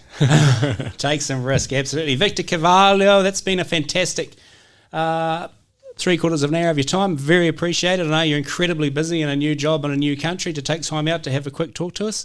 And really appreciate it, and we might catch up in a year or so and see how it's going. Let's do that. Thank you for your time. Thanks, mate. Thank you. And yes, I'm looking forward for the next time. So I'll be more an expert of New Zealand market. You better tell me which position you play in the local rugby team. Yes. Let's see. I hope I don't get injured. Yes. You are much stronger. Thank you very much. Good, thank you. The Business of Trucking, brought to you by UDC Finance. For generations, UDC has financed equipment that helps keep the road transport industry moving. If you're looking for a trusted finance partner to help your business grow, talk to UDC. Cameron Bagrie for UDC. Big pivot from the central banks, signalling lower interest rates around the corner. Isn't that going to fire inflation off again, Cam? Yeah, well, there's a reason that central banks have pivoted. And the big pivot here is coming from the US Federal Reserve, who's the most powerful central bank around the globe. So they lead and other central banks tend to follow. And there's a couple of things that have gone on, Murray. Look, one, the global economy is looking a lot weaker. So with weaker economic growth, there's a bit more progress being made towards getting inflation back to sort of 2%. So inflation is still directionally headed down, and that's offering a little bit of scope. Well, people are starting to think, well, maybe monetary policy doesn't need to be as restrictive or interest rates as high. So the US Federal Reserve put on the table, look, we think there's a little bit of scope here to take interest rates a little bit lower over 2024. And, of course, financial markets, when they see that sort of directional move, they tend to jump on it pretty quickly. Stats New Zealand are now providing monthly inflation data. for components of inflation, including fuel prices. What are they actually saying about petrol and diesel for November, which is obviously vital for the trucking industry? Yeah, well, good on Stats New Zealand for putting together more monthly data on inflation, because the more timely reads we can get on inflation, the more the Reserve Bank is going to be on top of the inflation story. And what we saw in the month of November was that, look, petrol prices, diesel prices were down. They were both down about 2.5%.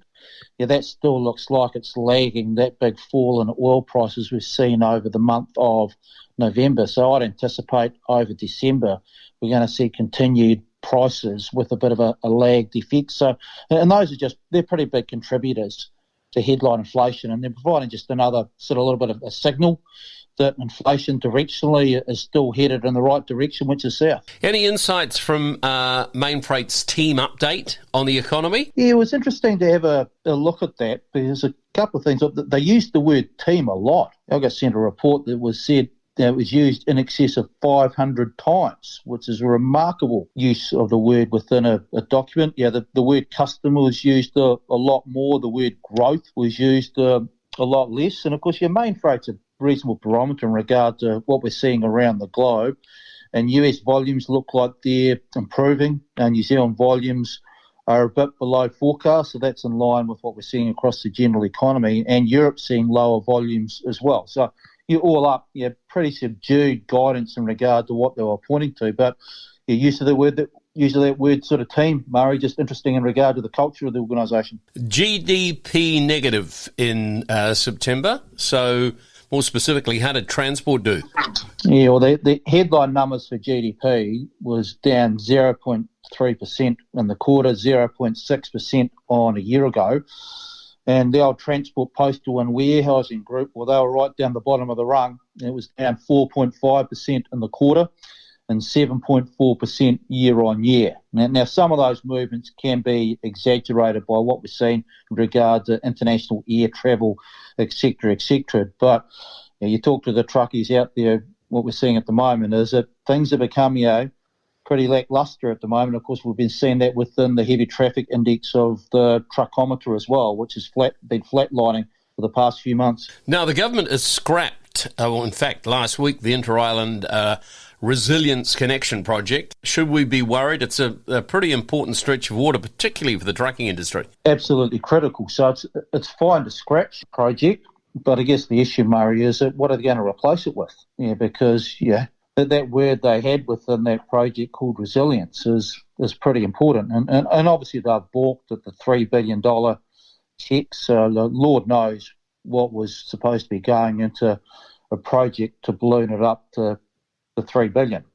But the bottom line here, Murray, is that we still need something. The status quo has got risks written all over it, and we need a strategy. We need outcomes put in place in regard to managing those risks, because getting the stuff from north to south and south to north is a pretty big part of the infrastructure, connectivity, transport industry across New Zealand. Cam Bagrie for UDC. Thanks, mate. Dave McCoy, Trucking Radio 24/7 and the Keep On Moving podcast, and a very interesting chat we're about to have, and we have got Billy Clemens. Now, he's the Policy and Projects head at E Ara Aotearoa Transporting New Zealand, and they have got a product in their portfolio, and it comes under the Te Ara Ki Tua Road to Success program that was launched a couple of years back. And again, it's another strategy for broadening the scope of thought as to who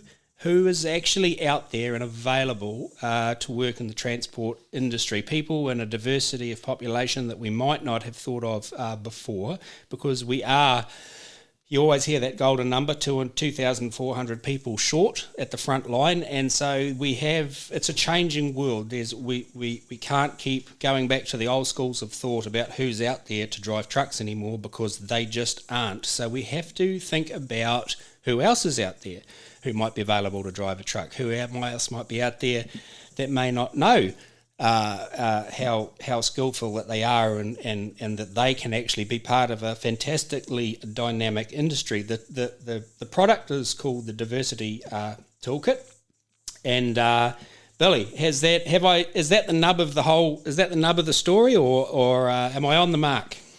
Oh, kia ora, Dave. Look, you're absolutely on the money there. Look, the Transporting New Zealand's Diversity Toolbox is a set of practical tools and resources that's all about helping road freight businesses, our members in the wider sector, foster diversity and inclusion in the workplace. Because you've really hit the nail on the head there. The industry's had a long-term skill shortage, particularly in that driver space. We're looking at an average age of probably over 54 for drivers and 20% of heavy vehicle drivers over 60. And then you sort of combine that with the freight task that's going to increase by about 30% by 2042. So I think it's a real challenge for the industry, but the diversity toolbox and the advice that we've got there is a really great start of how transport businesses can help themselves. And you did right. Like when you talk about the increasing freight task ahead of us in the next couple of decades, who's actually at the front line now in terms of age and grey hair, and the shortage, the fact that we're in a shortage now, it's actually a very frightening prospect, not just for our industry, but for the economy, because the economy is actually nothing without our industry. Oh, absolutely. And, just to highlight the scale of that task, the freight task increasing by 30%, and 95% of that increase is going to be handled on road. Yes. And so, there's a lot of talk about, particularly from the previous government, about mode shift and coastal shipping and rail. But actually, when you look at the projections, the lion's share of that growth is going to be handled by truck drivers. And so that's why we need to start thinking about these challenges now. Yeah, absolutely. So the question I'm going to ask you, and because there will be, if we're talking wireframe glasses and grey hair, there'll be a lot of that listening to this to this very interview. When we talk about the word diversity, like what is it? What are you talking about when you say the diversity toolkit? Tell a grey-haired wireframe glasses old bloke what that actually means. Like what do they go out and look for? Sure. So when people hear diversity and inclusion, I think you're right. There can be an assumption that it's a bit wishy-washy, and what does it actually mean? So I think for the diversity toolbox's purposes, it means basically setting up the industry to welcome people and demographics who traditionally wouldn't have looked at a career in the trucking industry. So that's women, particularly younger people who are coming out of high school or some cases tertiary study, and they're in a very fruitful job market at the moment. So there's lots of different options available. There's different people from different nationalities, races, ethnicities coming on board. We know that there's an increasing number of migrant drivers coming into New Zealand to help meet that workforce gap, and so that's kind of a new group of people that road freight businesses need to be welcoming in. And also we look at issues like neurodiversity, for instance. You might be a driver with who's dealing with ADHD or dyslexia or dyspraxia. That's another kind of aspect of diversity that isn't people don't sort of leap to when they hear the expression. And then obviously you've got sexual identification, LGBT people, people identify different genders. So that all of those together are groups that I think there are lots of practical steps that businesses can take to make sure they're ready to welcome those people in. And look, I mean, the whole idea with these resources is there's nothing particularly far out in it. There's nothing radical in these resources. We've got, we start off with our driver recruitment guide that's all about helping road transport businesses write a job application for Seek or Trade Me Jobs that's going to cast a nice broad net. Then you've got resources to help employees speak up once they've joined your workplace. If there are any issues or any difficulties that they're facing, we need to have people supported in the workplace so that they stay in your business, and we keep that staff turnover rate limited. And then we've also got some advice for employees and the third element, supporting your employees. And that's basically for managers and those company owners who might be listening to this. Basically a quick guide to how do you deal with a complaint of bullying, harassment or discrimination? How do you help resolve mental health and wellness issues? And how do you respond to someone who might be dealing with neurodiversity, kind of ADHD, autism, all those kind of challenges that are becoming increasingly relevant these days, I think. Yeah, really interesting. That was a great little monologue there. And one of the things that I think about when I look through the documentation for it is, and I always sort of, it's really like what the road transport industry needs to realise is that in many ways, like we've always actually been here, because what I mean by that is road transport is very much an industry where I know lots of employers who go, I as long as you can do the job, they have a very tight expectation. Like as I grew up, I don't care who you are, what you are, if you can cart the bloody freight and get a signature, I'll pay you to do it.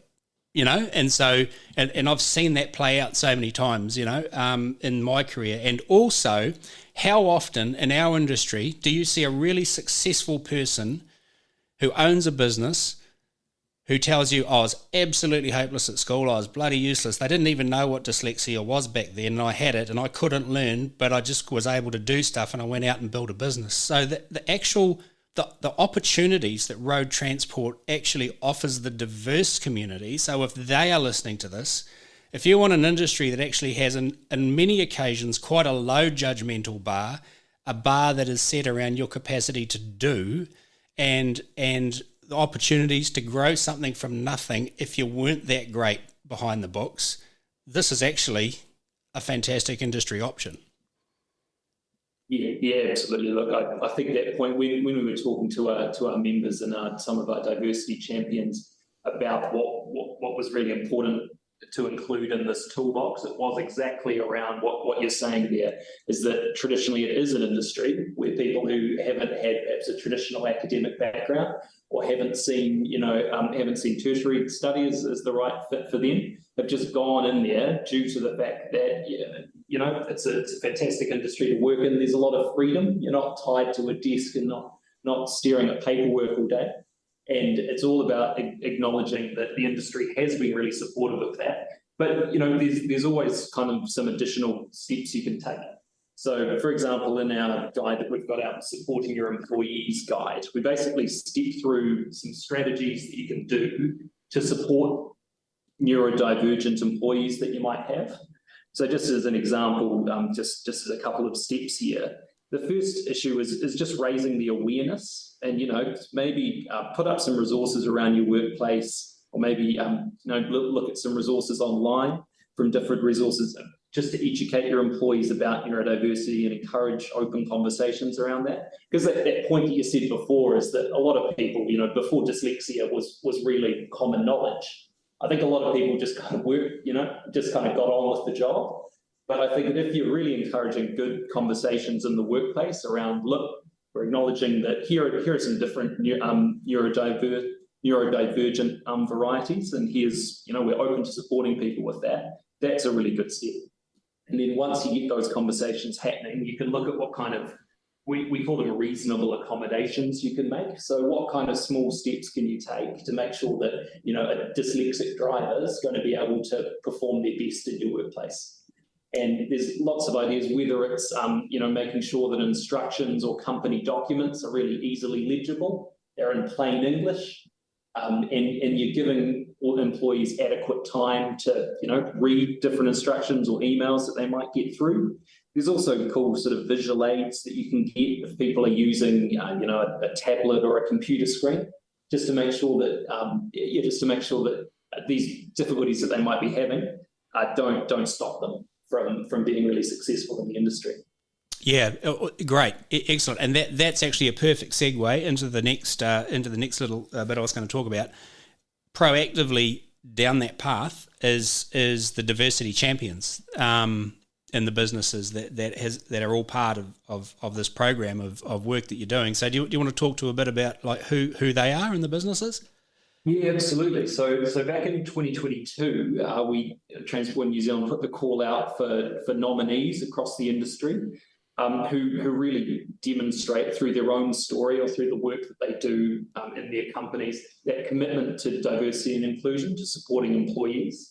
And so that came up with a cohort of 10 people that's from truck drivers to managers and business owners. So I've got several young truck drivers, including a couple of young female drivers. We've got sort of corporate leads in larger companies and sort of fuel and energy companies as well, and all the way to health and safety advisors within larger companies and those CEOs and company leaders. So across that group, you had men and women, a wide range of ages, some ethnic and racial diversity across that group. And in 2022, we were able to host a workshop at TNZ's Transport New Zealand's offices. This program is also supported by the other two national associations, NRC and NZ Trucking. And basically, it was a great opportunity to get these industry role models together. They were able to network, sort of discuss what their priorities are. And then it was a professionally facilitated workshop. So it was also basically about upskilling these people and about how to turn their stories and their successes and promote that within their companies and within the wider industry. Because just for me, I come from a legal background, so I was a practicing lawyer, and the comparison between company, culture between law firms and transport is remarkable. Like, law firms are the first to blow their own horn about how great they're doing and all the great work that's going on.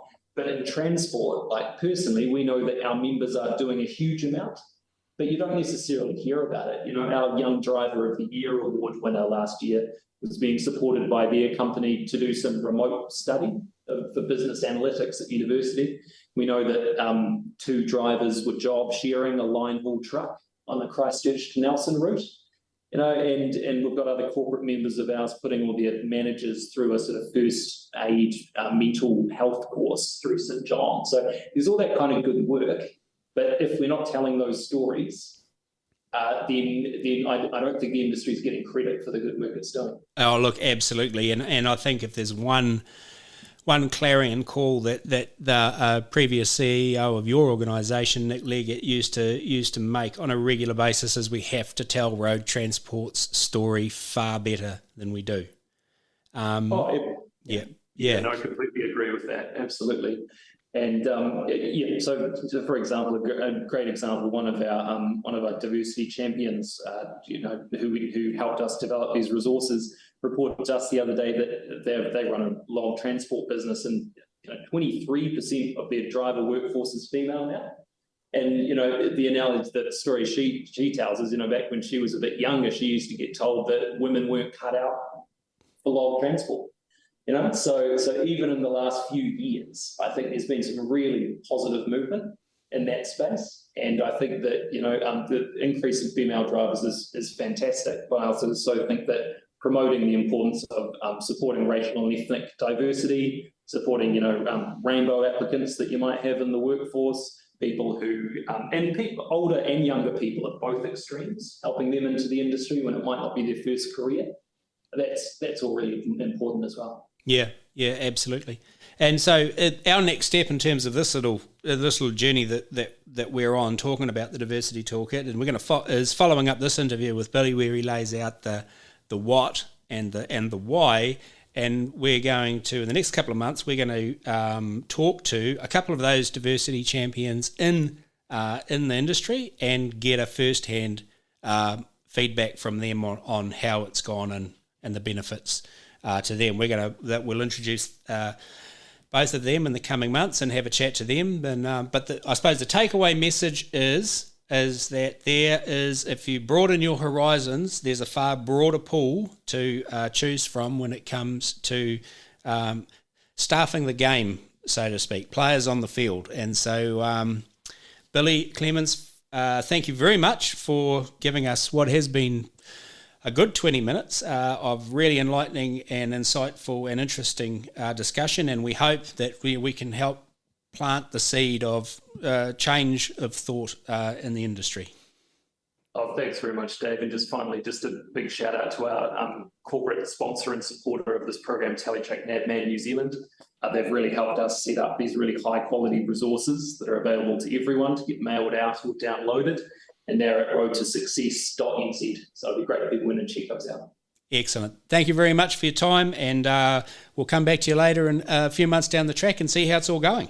This is the Keep On Moving podcast, and that is it for 2024. We're back into our new format, slightly elongated format, and as you can tell, there's so much stuff we've managed to get and curate for you for the end of the year, and you'll be able to listen to this for months into the future. But we are aiming at another one, I guess, in February, Dave, right? Yep, we will be. Yep, that's going to be a biggie. It's going to be very much focused on what happens at Mystery Creek on the 3rd of February with the Kenworth 100-year and 60-year celebrations. And so there'll be lots of content in and around that. Oh, one more thing before we wrap it up here today. The beautiful noise.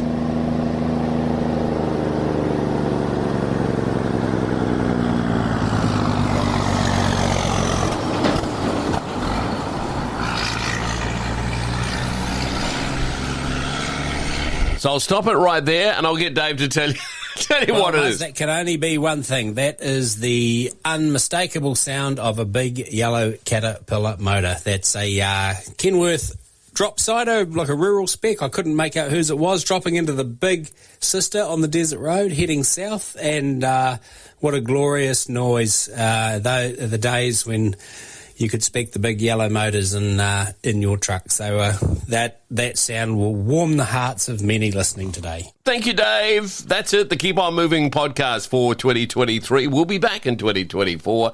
If you like what you hear on any one of the platforms you may be listening to us on, please give them a big tick.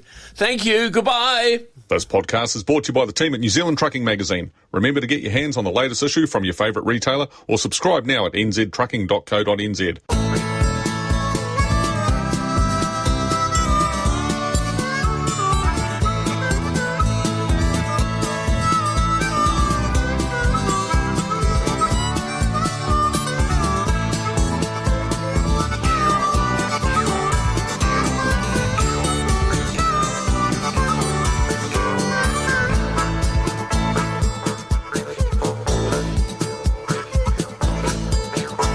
Keep On Moving, the official podcast of New Zealand Trucking Media.